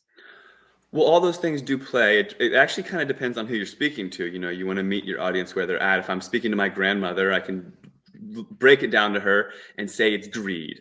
These greedy people want to control financially. They want the farmland and all that. But if you take a bigger step back, it's a very spiritual thing. And the powers that be do not want us coming into our full power. They want to keep us quiet with all these different things. And really, we should take a look at it and be honored and see how terrified of us that they really are. They pull out all the stops from our light bulbs to our media to every single aspect of life to try to numb us and dumb us down, to prevent us from seeing that we're here to evolve and we're here to grow out of this dense reality and see right through everything that they do. Because as we raise our vibration, the truth becomes evident, and they don't want that to happen. I spent decades in legacy media, and a lot of my audience have followed me over from there. So some of them are on catch up. So you're absolutely right. You have to go to where you can meet people. But so some of the things that you've talked about, I'd like you just to explain a little bit more. I know what they mean, but some of our audience might not. So for example, what is cloud seeding? So cloud seeding is you can aerosolize chemicals. So what's really ironic is the military industrial complex uses dry ice, which is condensed frozen carbon dioxide. So carbon dioxide is dumped in the atmosphere to manipulate the weather, and then they don't tell us, and then they blame us for the cars that we drive or whatever, saying that carbon dioxide levels. We're to blame for everything, aren't we? I mean, we're literally, it's very clever the way it's done, but yes, absolutely. Sorry. It's genius and diabolical. The atmosphere, to note, is 0.04% carbon dioxide. Those rates could triple. We could triple the levels of carbon dioxide in our atmosphere, and it would actually be a boon for agriculture and nature and whatnot. It wouldn't be a problem. Carbon dioxide is not the problem. It never was, never will be. But because we exhale it as we go throughout our day, they want to demonize our daily lives and point the finger at us, whereas it's not us. It's not the problem. Cloud seeding is, so when you've got a cloud, the raindrops, they pool onto little specks of dust, and then they get heavy and they fall and drop and make rain. Well, you can make those little specks of dust artificially by administering stuff into the atmosphere. They use silver iodide, they use carbon dioxide, like I said, or other things, and then you can make it rain. You can also spray aluminum in the sky and make it not rain. So some things couple the water together and make it drop, and some things spread the water out and make it not fall. And so you can witness this on days where the weather is shifting, and you can look up. I like to say the phrase "look up, wake up," but it does actually reign true. If you just keep looking at the sky, you will see so much going on: mixing of chemicals, the zapping of the sky, where these ripples come when they're microwaving the sky.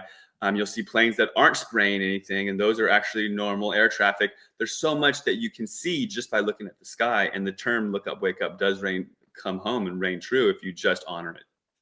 You were talking earlier about gatekeepers and the potential for that, and we're hoping for the best with Robert Kennedy, but he may just be another gatekeeper. Well, none more so a gatekeeper than our media, of course, and the BBC, absolutely, which is completely untrustworthy when it comes to actual factual information on anything, whether that's C-19 or weather manipulation. And what they've recently done, because it's even, like people down my street are saying there's something wrong with the skies, okay? So it's becoming so obvious. So the way the BBC have managed this is by producing a series of articles where they are saying, no, these are contrails. So they are finally acknowledging that the skies aren't looking the same as usual, but they're obviously twisting it. For those who are not familiar, what is the absolute difference between contrail and chemtrail, and how can we tell the difference?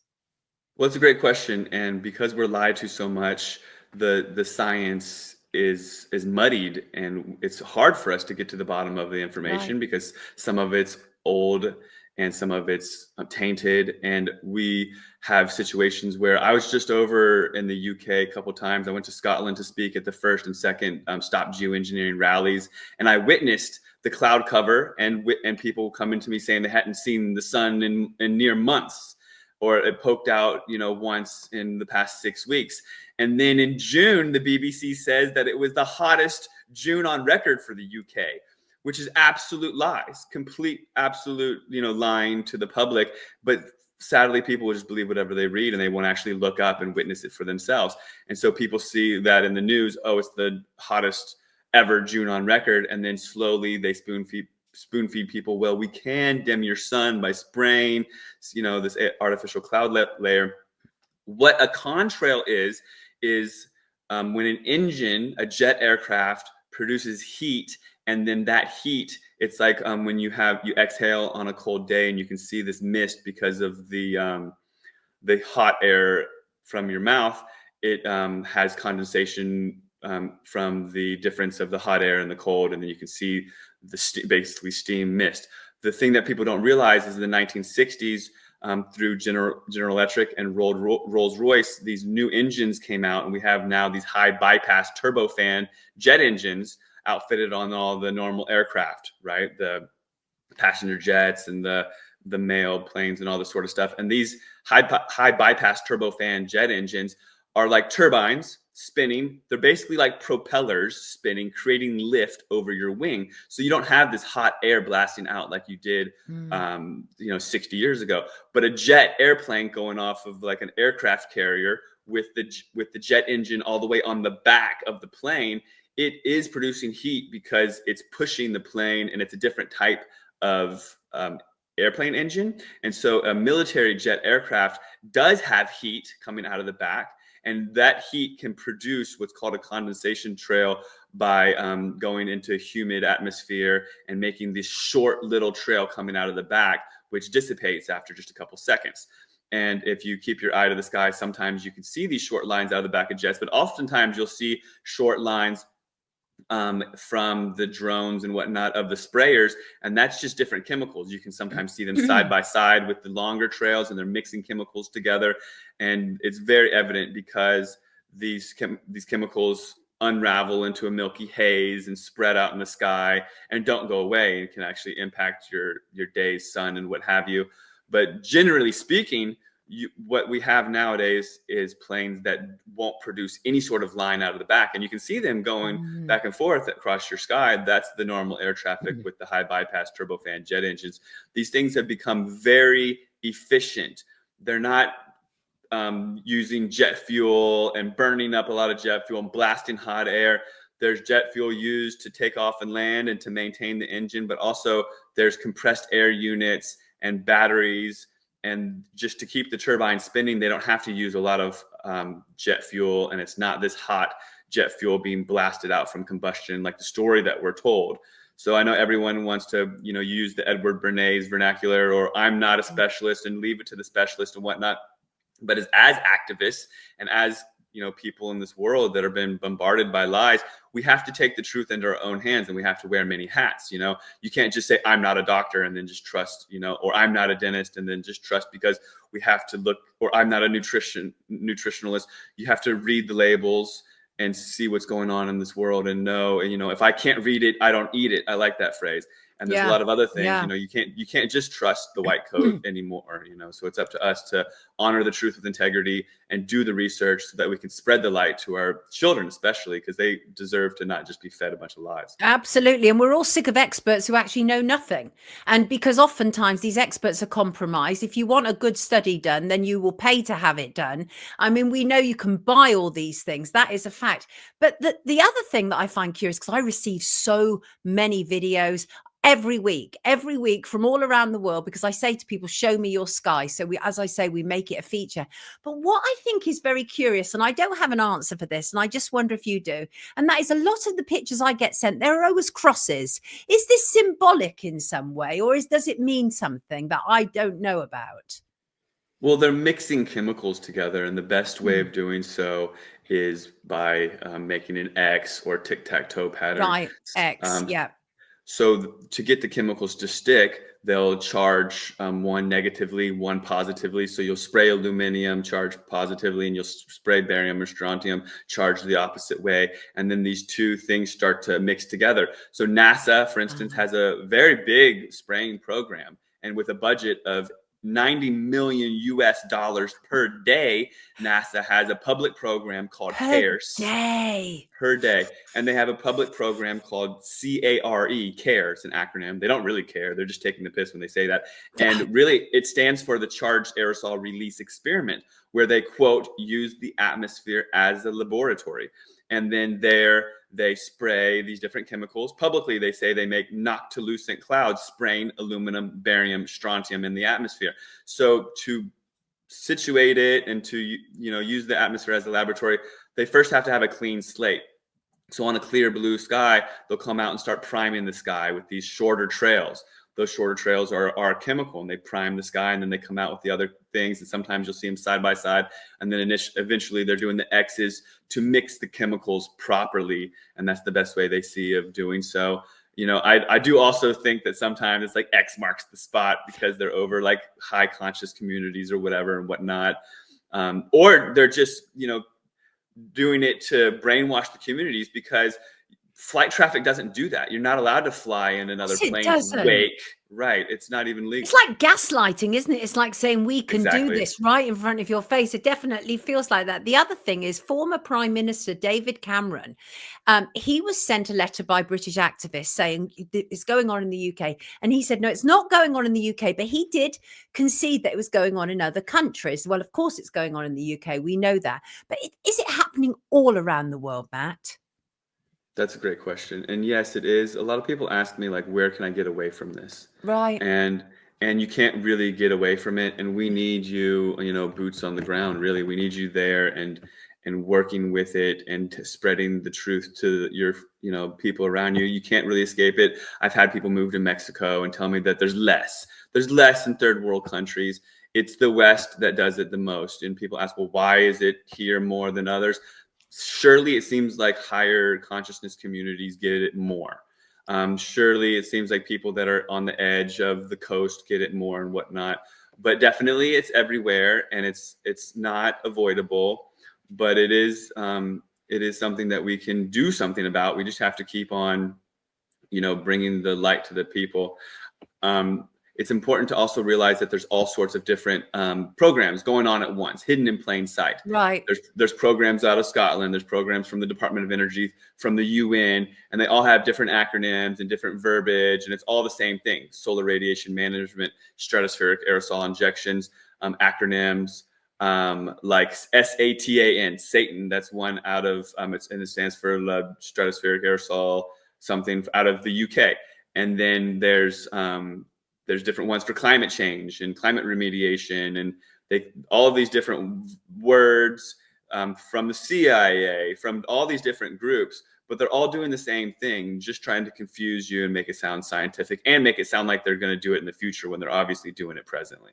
You make a really important point earlier, and that is it's very difficult for, I'm going to paraphrase you probably quite badly, but I think you'll get the point. It's very difficult for people of good conscience, decent, good people to even imagine that something like this takes place. I cover a lot to do with elite paedophilia as one example. It's taken me absolute years to convince people that this is really taking place, because if you're not of that mindset, it's almost impossible to imagine. But as you say, and I think this is really important for people to understand, it doesn't actually need to involve a huge volume of people, because they are compartmentalized, as you say. And so what all actually needs is not a couple, but a few of the kind of elite, quote unquote, parasites at the top who know what's going on, compartmentalize it.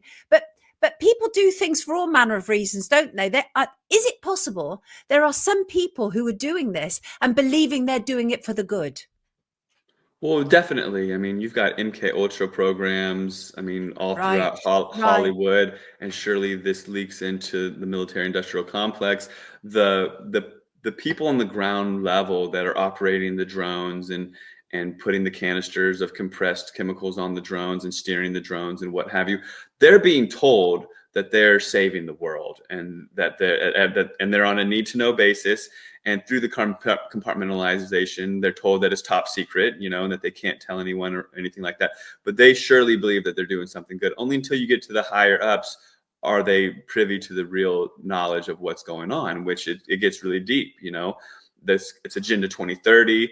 It's a very spiritual battle, and it's this multi-tiered octopus with all these tentacles that involve, the world dominance and whatnot. Like, you get a lot of metallics inside of the people, and then you do these injections and all these other things, and then you put 5G towers everywhere. What happens when you put aluminum in the microwave? Something happens there. It's not just the chemtrails, but people can't see the bigger picture. Yeah. And also worth mentioning is it's not a battleground like we're used to. This is very This is very cowardly and covert. It's so cowardly. It's sad, because you'd think that these megalomaniac oligarchs would actually show their true colors, but they hide. They hide behind fact checkers and fake media and fake meteorologists. You've got these weather men and women on the news saying the complete lies, filling people full of lies and making up new cloud names and all this sort of stuff. The lies are so pervasive and deep that it's hard to get to the bottom of it. But once you do, you can see the truth, and the truth will set you free. I love that. Absolutely. Matt, before you go, give us your take home message. What do you absolutely want people to get from this conversation? That you're not powerless. There's so many things that you can do through nutrition and mineralization. You can put yourself above this, because if you're mineral deficient, you're absorbing toxins from your toxic environment, and then you end up with aluminum in your system. And you don't have to if you just honored yourself and honored your diet and took in like plant-based bioavailable nutrition. I like to take this sea moss supplement, sea moss, bladderwrack, and burdock. These are like seaweeds that are bioavailable, and I get my minerals. You can also detox through chelation. You are not powerless. And when you come into this, it is like this process of grief. First it upsets you, but then you step up to the plate because it's your time to shine, because the next generation is really relying on us to push the truth forward. And if you're able to have this torch, you have to pass it on lit and honor the truth with the integrity that it deserves. I know it can be daunting and scary, but also it's because they don't want you to step into your light and know your true abilities and powers in this evolution that we're all going through spiritually. So don't let it get to you. Actually, let it empower you and spread the truth, but also meet the people in your circle where they're at. Not everyone's ready for all of it, but you can plant those seeds. And as you continue to plant those seeds, the soil will become fertile and these seeds will germinate and sprout. You just have to do the work, and we're the trailblazers. So let's honor that. Oh, wonderful. One absolute wonderful message. Thank you so much for joining us today, Matt. Truly appreciate everybody. This is researcher and documentary filmmaker Matt Landman. Check out his work in the description below. Thanks for joining us, Matt. Thank you. A pleasure.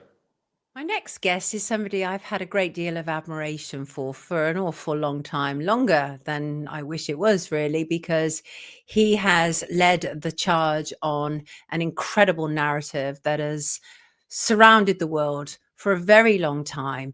It is to do with 9/11. I often refer to 9/11 as the gateway to truth, because I genuinely believe that once people understand what took place on 9/11, it opens up the possibility of so many other lies being exposed. I am talking about Richard Gage. Richard Gage was formerly the CEO and founder of Architects and Engineers for 9/11. And I just thought this is a tremendous character. He's prepared to put his reputation on the line for this. And his interest in researching the destruction of the World Trade Center high-rise came after hearing the conclusions of 9/11 researcher David Ray Griffin on the radio in 2006.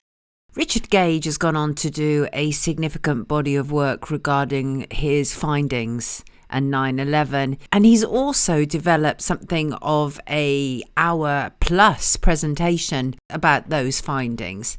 And I invited him on to Wake Up to share some of that presentation with us. So here you go. Let me know what you think. Please welcome San Francisco Bay Area architect Richard Gage, AIA, member of the American Institute of Architects and founder and former CEO of Architects and Engineers for 9/11 Truth.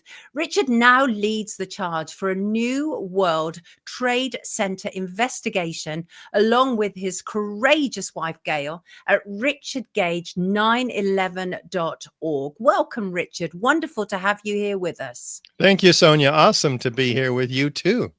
I'm so happy to have you here with us. You are absolutely the person I wanted to talk to for years about this. And many people know my feelings on 9/11, and I want to introduce you potentially to my audience who may not be familiar with your work. So please, Richard, take it away. Let me follow your lead on this. All right. My goodness. Let me do just that and share with you that this information, for those of you who are not familiar with it, raises some deep questions for us all personally. We've got to grapple with it. So I'm just warning you. It takes some courage to A, listen, but that's the easy part. B, watch. That's a little less easy. And C, the hardest part, coming to grips with what this means. The explosive destruction of the 3 World Trade Center skyscrapers on 9/11 raises some stark implications, which we'll discuss at the end. Implications for each of us personally and our society, of course, as a whole, all the societies across the pond for you as well. So, I mean, I didn't even know that there was a third tower that came down on 9/11. I mean, I'm one of 90,000 architects in the American Institute of Architects, and we didn't get one bulletin on this, the third worst structural failure in modern history. It's extraordinary. This should have been the most studied structural failure ever. And that's why I'm showing it to you, because it has been swept under the rug. Most people most New Yorkers don't even know that a third tower came down, and they don't. In New York particularly, they don't want to know, because they can't afford to go back into that pain. Sonia. Exactly that. And I think, let me just say this before you go into this, and that is, you founded Architects and Engineers 9/11 Truth. It now numbers more than 3,600 architects and engineers, obviously demanding a new investigation into the destruction of the 3 World Trade Center high-rise buildings on 9/11. Richard, one of the questions that people are going to be asking immediately, and that is, why did you choose to go solo? Oh, yes. Well, I didn't actually have a lot of choice. I was asked to leave by the majority of our board because I felt at the time, 3 years ago, that COVID was extremely important as they followed the same playbook as they did with 9/11, right? The powers that be, right? And so I wanted to expose the parallels between 9/11 and COVID.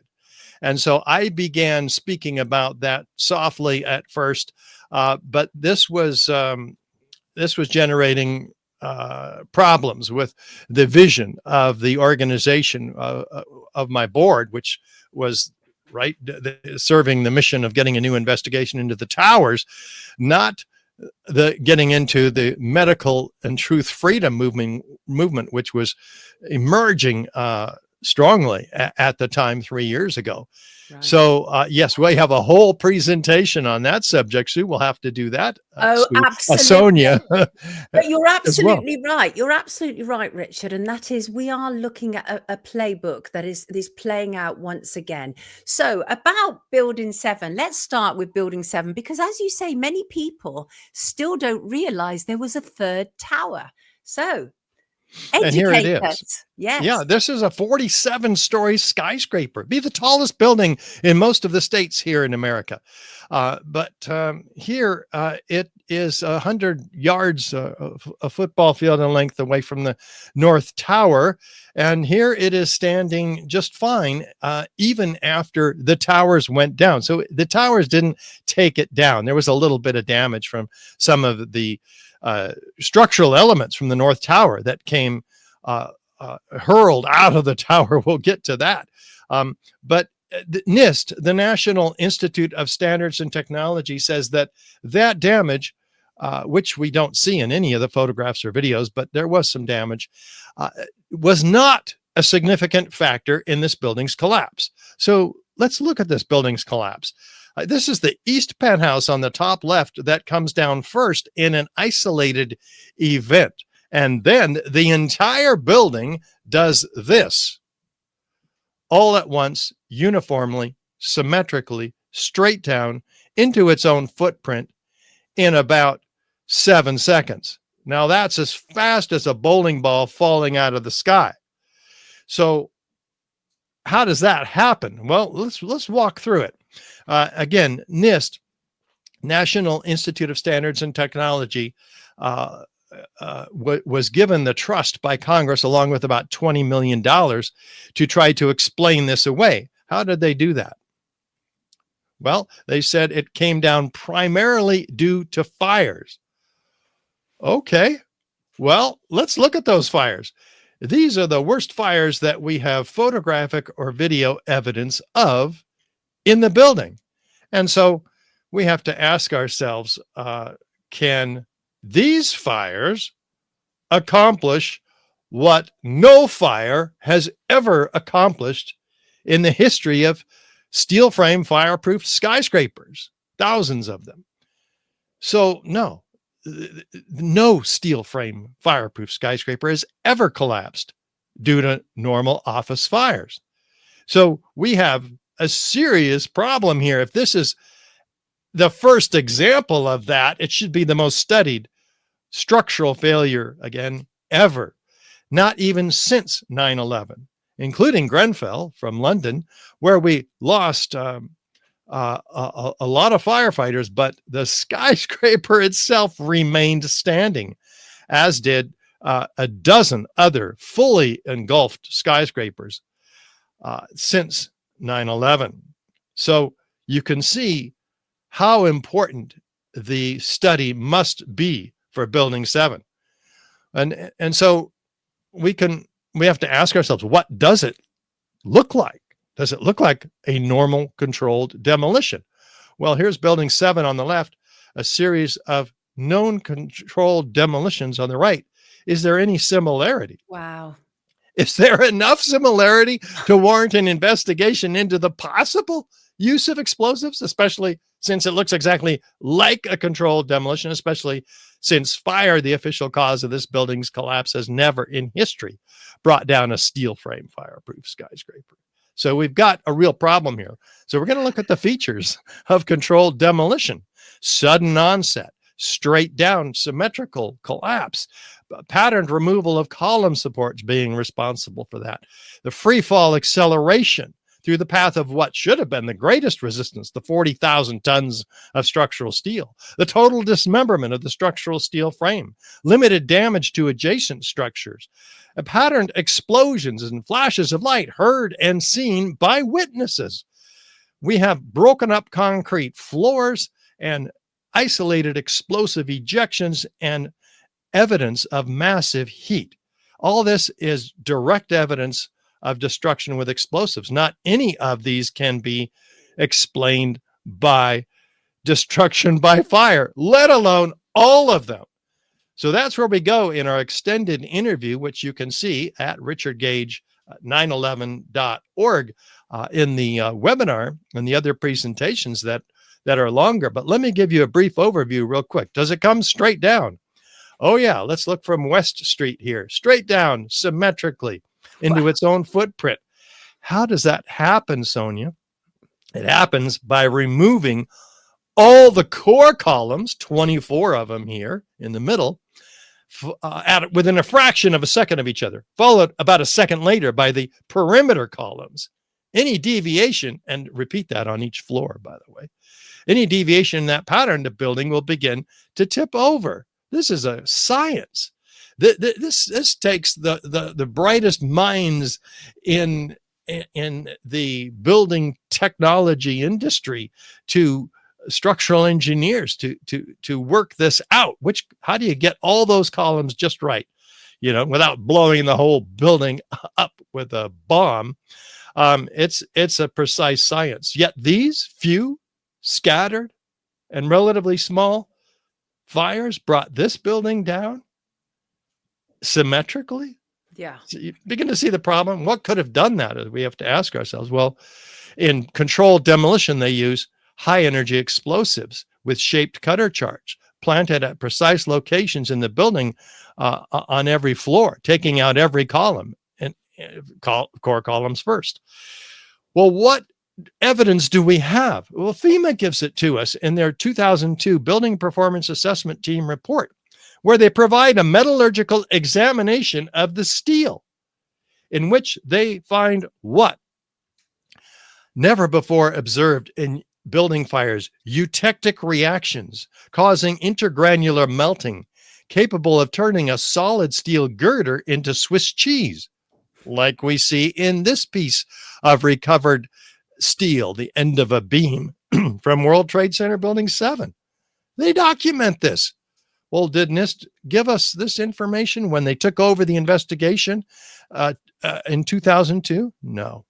No, they took it over with a whole lot of money, and they had a completely different story. So Appendix C didn't make it into the final report. They documented in that, though, rapid oxidation, sulfidation, liquid iron, that's molten iron. That's let's say 1,500 degrees Celsius, 3,000 Fahrenheit, to melt iron where it's flowing like lava. Sulfur formed during this hot corrosion attack on the steel. And we see that right here with the molten metal dripping out of the material held in the crab claw excavator, We can tell the temperature of molten metals by their color due to its emissivity. We're exceeding 1371 Celsius here. This is incredible temperatures. Fires only get to be about half of that. So what's going office fires? So, which is what we're talking about here, right? And jet fuel, which there's no plane that hit building 7. I neglected to mention that. This building was not hit by a plane. There were only two planes at the World Trade Center. This is the third. So we have to look for evidence of, because that was evidence of ignited incendiaries in the World Trade Center dust. Is there any evidence of unignited incendiaries in the dust? Yes, a team of 8 international scientists led by Niels Harrit in Copenhagen is sent 7 independently collected samples from as far away as the Brooklyn Bridge on-ramp. And so they analyze this and they find that the red layer has thermite, the ingredients of thermite, iron oxide, and aluminum powder. Whoa, they get real curious. This is not paint, though it looked like paint chips. They're dual layered red gray chips. So they do a deep study. And they went through X-ray energy dispersive spectroscopy. They find that the red layer has those ingredients. I go, whoa, what is thermite, an incendiary used by the military to cut through steel like a hot knife through butter? What's that doing in all the paint chips? Well, they take out their electron microscope and they zoom in 50,000 times and they find iron oxide and aluminum particles at the nanoscale, at the diameter of a human hair, 1,000 times smaller than than the diameter of a human hair. And so they go, whoa, this is a problem. These particles are set in a matrix of oxygen, silica, and carbon. This is organic material, which is used in TNT to expand rapidly and knock things over. That's how explosive works, where incendiaries work by means of extreme heat, 4,000 degree temperatures. So now we know where those temperatures could have come from to create all that molten metal, which we've only had a chance to see some of the examples of. It's pouring out of the South Tower in terms of the Twin Towers minutes prior to its collapse. The first responders are down in the deep bowels of the aftermath of this horrible destruction, found pools of molten iron. A couple of them said it's flowing like lava, like from a volcano. Well, this team of scientists concludes that the red layer is active unreacted thermitic material incorporating nanotechnology. It's a highly energetic pyrotechnic or explosive material. Now, this is all documented in 2009 in the Bentham Open Chemical Physics Journal, peer-reviewed paper, 24 pages.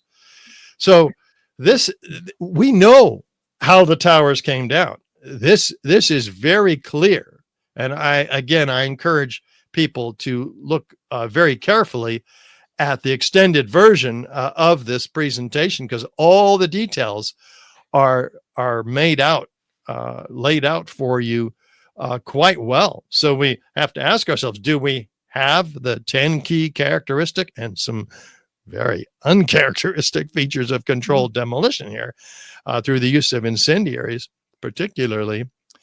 Is this direct evidence of destruction with explosives? Yeah, fire doesn't create any one of these, let alone all of them. With additional circumstantial evidence and corroboration by eyewitness testimony, which there are at least half a dozen witnesses of explosions at Building 7 before the tower comes down. Right. And there's foreknowledge. People know about it in advance, because you'd expect that some people would know about a controlled demolition because they plan it in advance. Lots of foreknowledge. Lots of questions, but I'm going to save them. But one thing I just want to say at this juncture, because I think it's important, and that is, do you choose to start with World Trade Center 7 because it's essentially the smoking gun?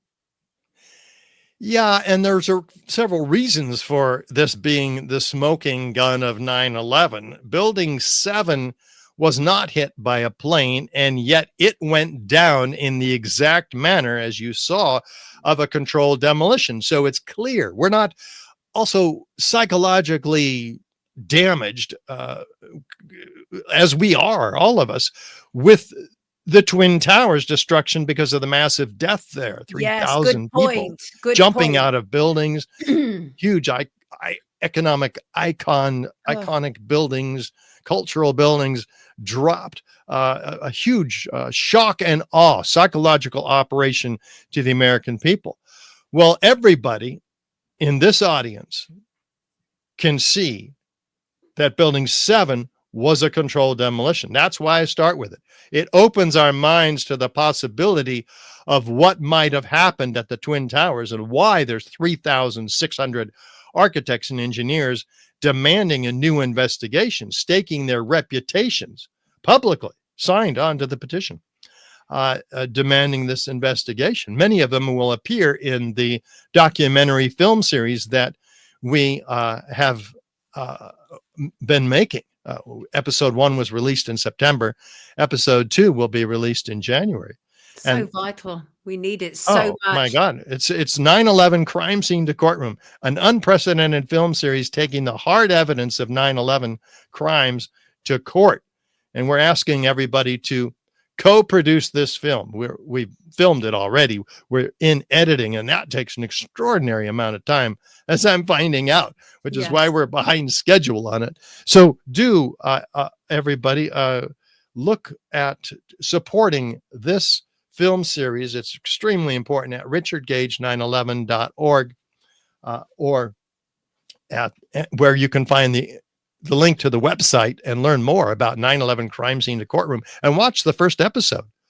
Because if Building 7 was a controlled demolition, and literally almost everybody agrees so after seeing even the small amount of damage evidence that we just looked at, right, we have to ask ourselves, okay, is it possible, since that was a conspiracy, right, that conspiracy could have been a part of the World Trade Center Twin Towers as well?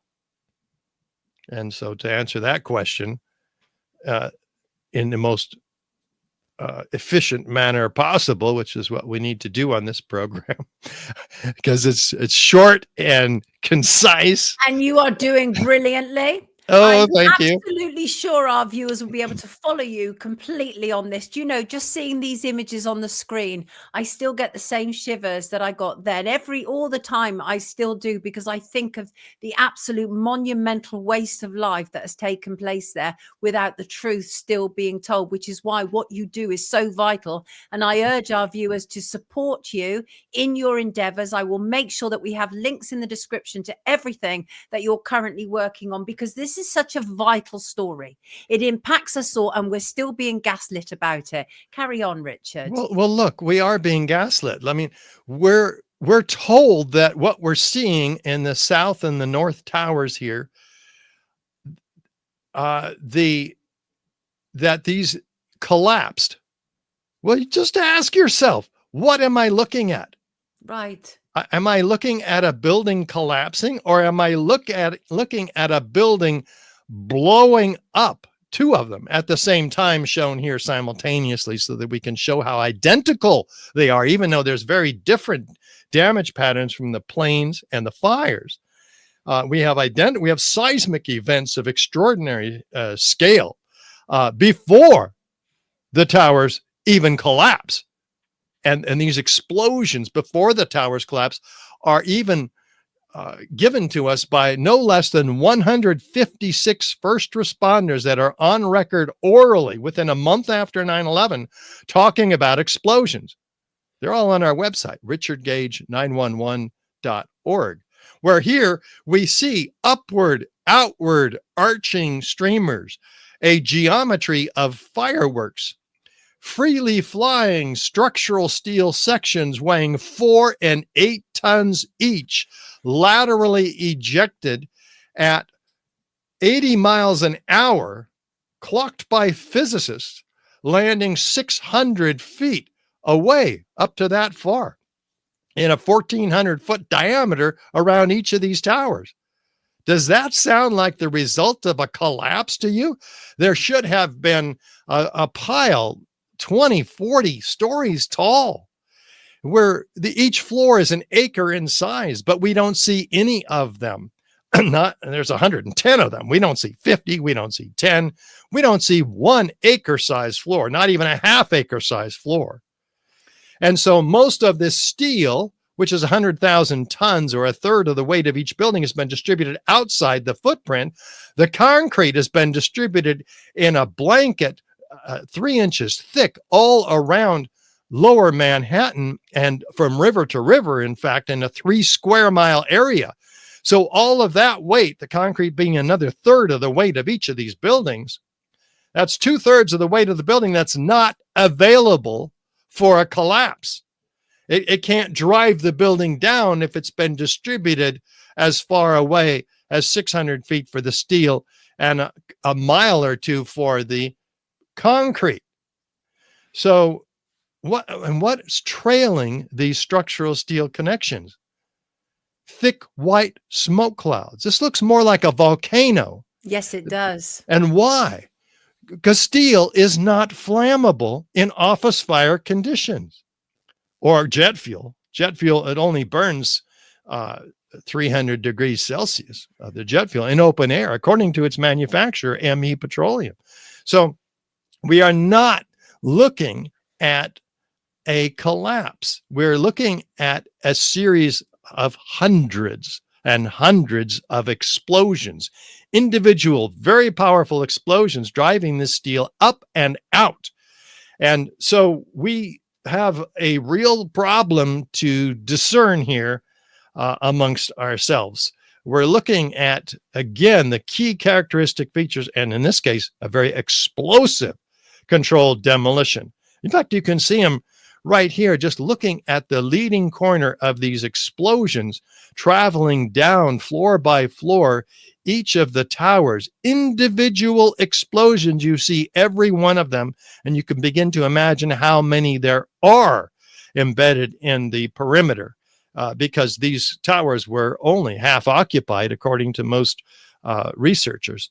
So there was plenty of opportunity to plant these explosions and explosives, cutter charges, in this case with incendiaries. And there are patented devices that use thermite incendiaries in cutter charges. In fact, the casings themselves are made out of consolidated consumable thermite.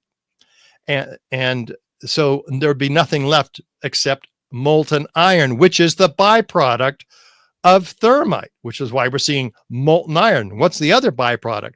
Aluminum oxide ash, which is a white cloud, which after the explosions begin, we see all these white clouds. It's not any longer a series of dark clouds, indicating, by the way, that these fires were cool at the time of the collapse.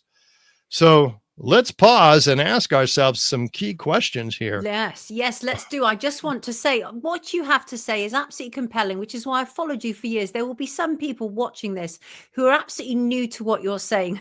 And I'm sure some people at this moment are literally staring open-mouthed at the screen, because it is compelling what you have to say. And it's not just coming from anyone.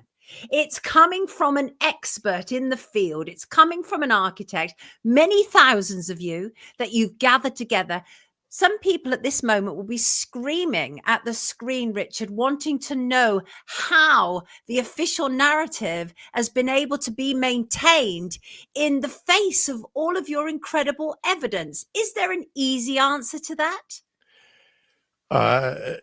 No, the clearest answer is massive censorship on the part of the media, which was what kind of just shocked me in 2006 when I heard this evidence on the radio from David Ray Griffin, who was being interviewed. And I was just saying, this can't be true. I would have heard about it. I'm an architect. We study structural failures like this. I would have heard about the third tower, right? I didn't. Most haven't. It's been swept under the rug. Our government not only didn't talk about it, they lied about it, and en masse voted for, with I think one or two exceptions, to go to war and get those bastards who did this to us Right. in Afghanistan. Well, Everything. wait, none of Changed them were everything. Afghanis, right? Right. Osama bin Laden, they're all Saudi Arabian, but we went to war with Afghanistan and then Iraq. Why? Right. Well, we know why. We do know why, indeed. So talk to us. What I'm just going to say now is part of the edit. We can extend it for another 15 minutes more. I think the way that you talk is so compelling that people will be glued to the screen, that I think we can sort of forget the position of half hour with you and at least take it to 45 minutes if you're comfortable with that. Yes, we can certainly do that, because Wonderful. Because I think, we need to explore a little bit more. People will be wanting some real answers about, because what you say, there's apps, it's irrefutable. It is. Isn't it? I think so too. It is irrefutable. And so we've got to ask ourselves, in the face of that overwhelming, irrefutable forensic evidence and eyewitness testimony and video testimony, we've got to ask ourselves, well, am I going to take this seriously, or am I going to pretend I didn't hear it? Right. Or that somehow it doesn't matter. It was 23 years ago. Well, it does matter, because guess what? We have to ask ourselves, well, where do we draw our line in the sand personally? It's our conscience has to, at some point, draw a line in the sand, right? We don't want to wait for the next 9/11. Well, what happened if we just don't deal with this? We're going to have more 9/11s. In fact, guess what? We have. That's what got me fired from Architects and Engineers for 9/11 Truth. The next 9/11, which was bigger than 9/11 itself, the COVID pandemic, the false disease and the false solution that have been engineered to manage yet another invasion, right? We have the invasion of Iraq and Afghanistan, who had nothing to do with 9/11. That was the whole purpose.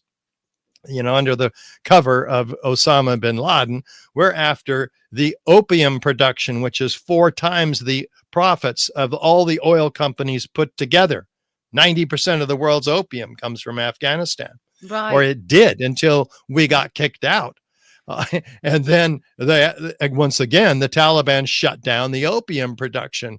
I guess they wanted to grow food. I don't know, but why were we in Iraq? Well, they had nationalized their oil, which is the richest reserves in the region. So we now have Great Britain and ourselves, and those of us who have the rights now to that oil, because it has to pay for all of the destruction that we caused in Iraq and in the invasion. So yeah, it came. The next 9/11 came while we had our heads in the sand. Absolutely. You're absolutely right. And that's why it's important. It may be close to a quarter of a century ago, but even if there wasn't a next one, we should still know the truth of this. This is in our history. Children will be taught this in schools. They need to know the truth of it. So let's get to the nub of this, Richard. And that is, who is responsible for this? Who had access to those buildings? What can you tell us in that direction? Yeah, who did have access? I think that's a key question. Well, this is discovered. In fact, it's called Demolition Access to the World Trade Center, Twin Towers. Kevin Ryan has written this essay, and he did an extraordinary job at his blog site, digwithin.net. And he discovers that we have another 19 suspects that should be looked at. Actually, the title of another book that he's written, and he's pointing us toward those who had motive, which is what you do when you're investigating a crime. Who had the means? Who had the motive? Who had the opportunity? Well, it goes back a ways. We have to look at the Project for a New American Century, a neocon think tank, which established their goals before Bush came into power. And their goals on their website, pnac.org, established that they wanted regional hegemony in the Middle East. They wanted a fresh break. They wanted to invade, actually, as it turns out later by public admission of General Wesley Clark, they wanted to invade 7 countries in 5 years. Well, it took them all the way till this month to invade Syria. Right. But now they have 6. Well observed. Yeah, right. And they're going after who next? Iran, the 7th country. So this is a plan well laid out and in general by PNAC. And they also wanted a vast increase in the military budget in order to carry out this geostrategic agenda in the Middle East, which turns out to be an effort of these, most of them being dual citizens of Israel and America.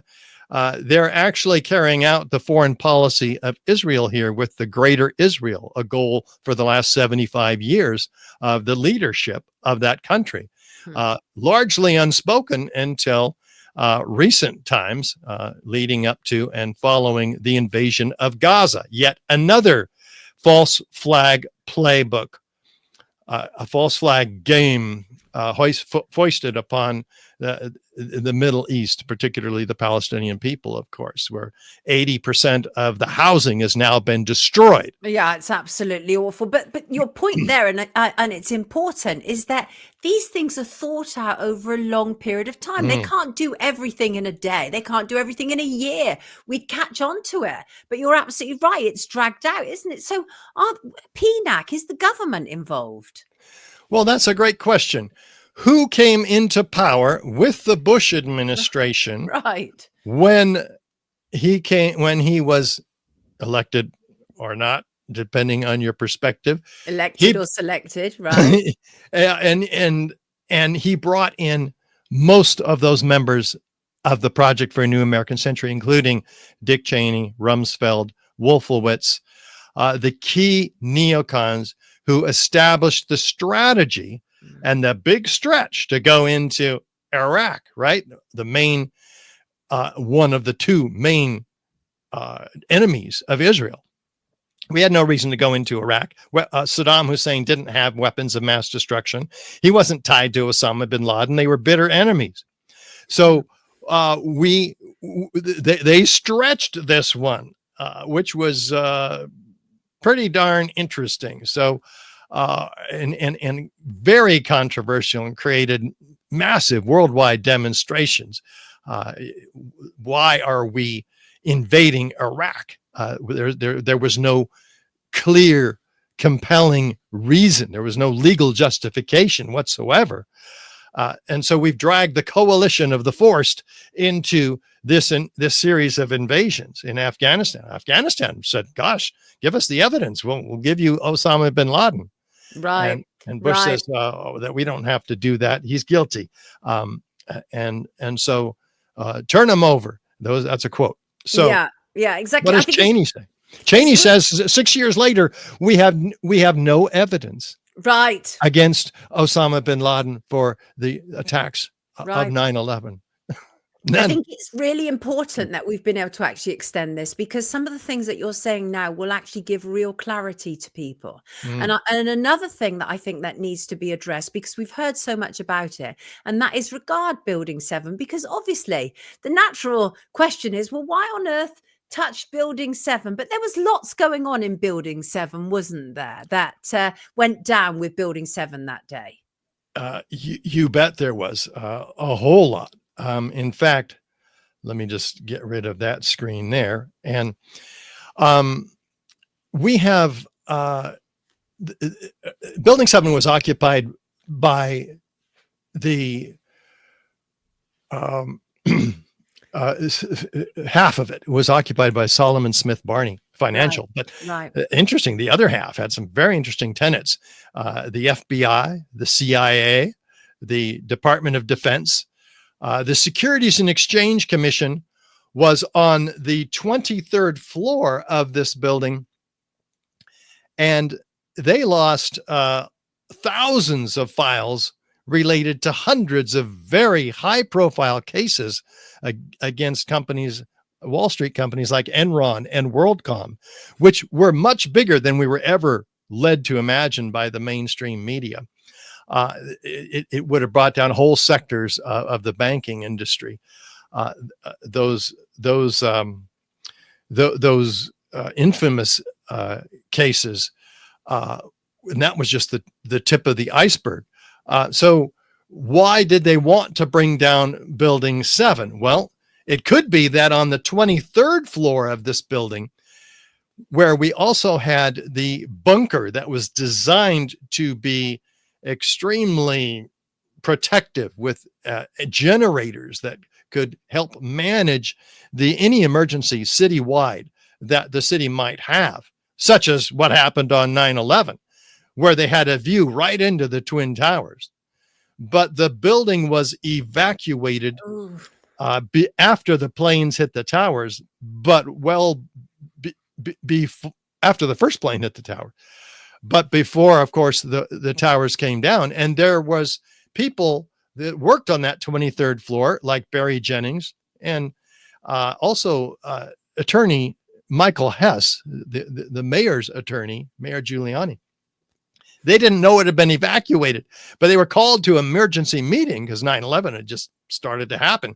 So they're on they get up to the 23rd floor and nobody's there. There's hot coffee and there's half-eaten sandwiches, and they're going, what's going on here? They make a call and they say, get out of that building now. It's coming down. Whoa. So they try to get out of the building, and guess what? It starts to come down even before they can get out, meaning that there are explosions, Barry Jennings says, that blew us back up into the 8th floor. He had gotten down to almost the 6th floor, meaning explosions. So I don't think it literally blew them, but that's what he said. And he says the side of the building was gone. The lobby was destroyed by explosions. Another witness who worked in the 23rd floor Emergency Operations Center, Richard Rotan, said there were gaping holes in the floors, 2 stories tall inside the building. There was an elevator that was blown out of its hoistway shaft and is down the hall. So that series of explosions, he saw the results of, and that was on the 8th floor also. So they got out of there. And sure enough, there are first responders who heard explosions and who was told it was coming down at about 5 o'clock. In one case, Captain Richard Patterson of the New York Fire Department was told that by somebody he didn't even know, like a construction worker. Right.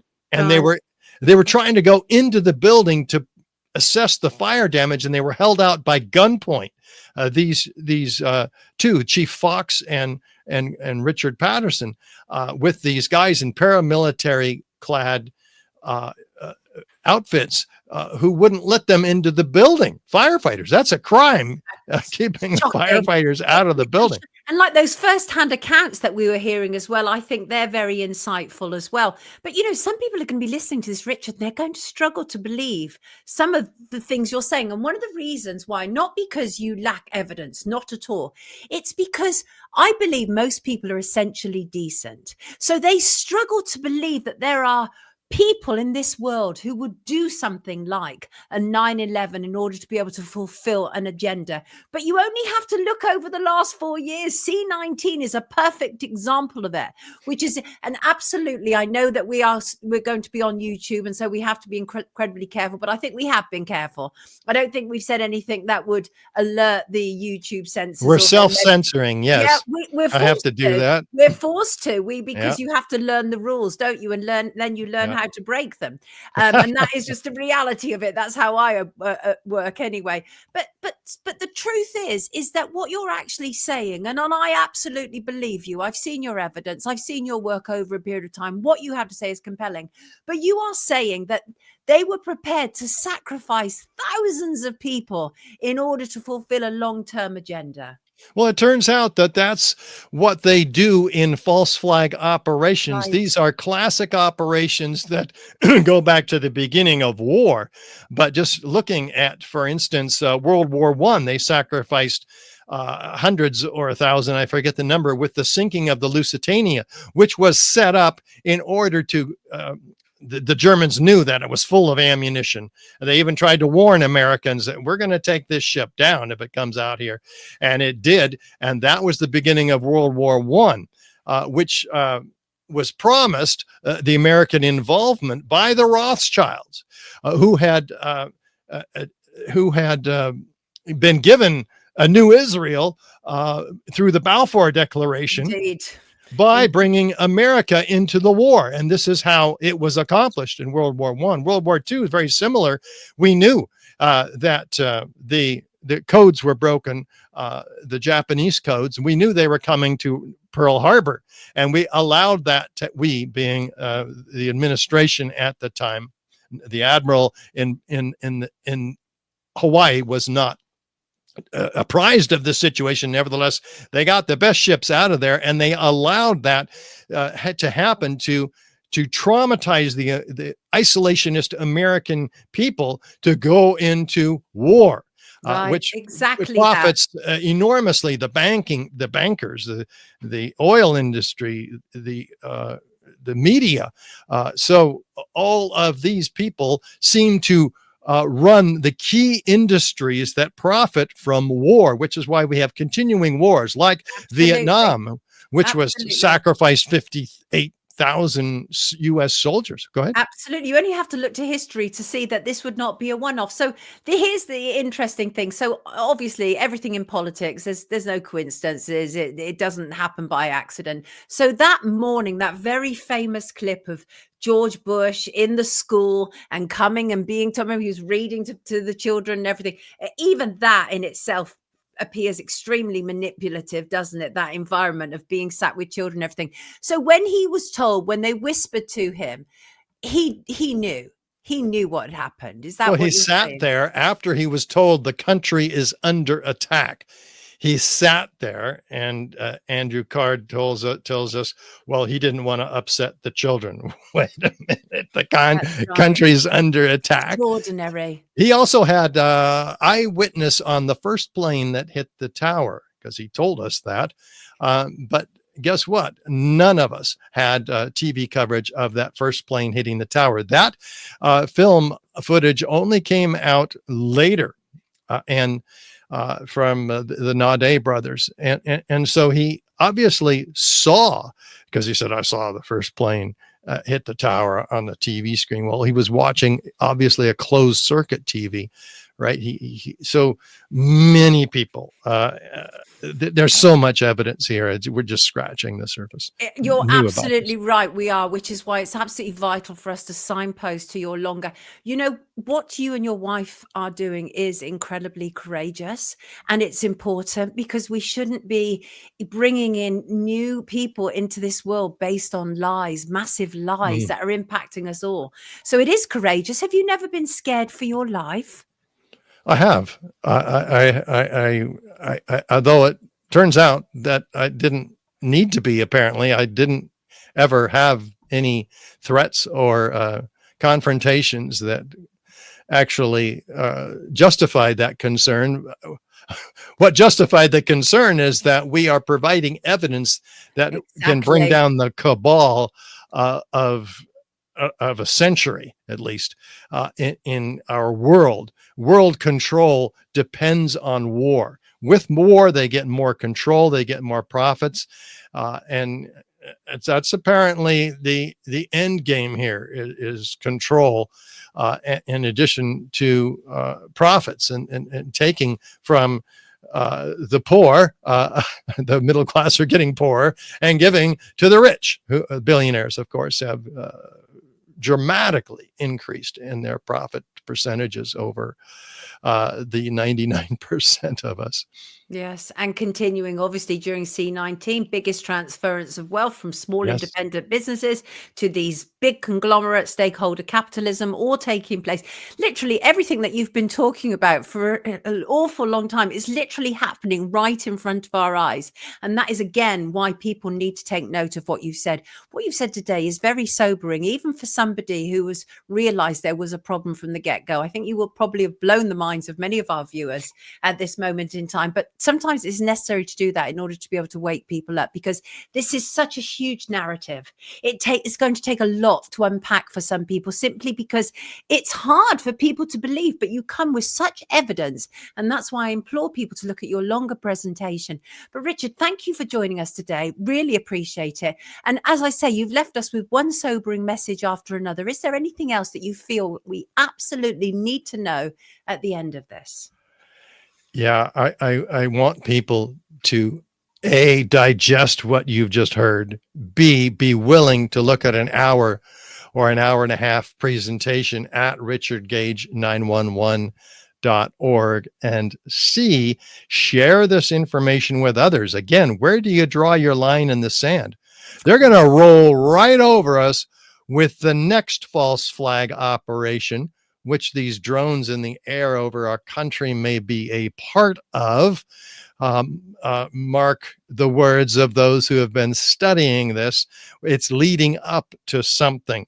There's your radioactive waste that's been missing from a damaged container in New Jersey, and then there's drones at night in formation, presumably sniffing for radioactive waste. Is that all a lead up to a dirty bomb going off? And who will be blamed? Well, who's already been blamed by at least one member of Congress? Iran, who had a mothership outside in international waters where these drones are said to have come from. So the whole story is leading up to an attack on Iran, and watch for it. And if that happens, God help us all, because that'll be nuclear war. What you do is phenomenal. It can change the world for the better. We need more of you. We need more of you. We need more of Gail. I appreciate you so much. I appreciate the time that you've given us today. And I know that our viewers will as well. Thank you so much, Richard. And please, we'd love to have you back on, because clearly there's still so much to cover on this. I mean, it's a massive topic. It really is.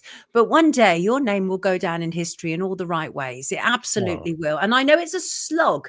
It's absolutely a struggle and a slog when you're going up against such massive narratives as this, but you are on the right side of history. Of that, I'm in no doubt whatsoever. Everybody, this is the tremendous Richard Gage. Thank you, Richard. Thank you, Sonia. Thanks, everybody.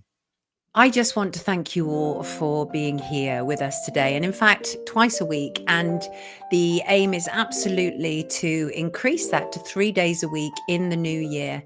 And thank you for everything. Thank you for all your emails and your contributions live or when the show is on playback. It means the world. This is so much more than just one person.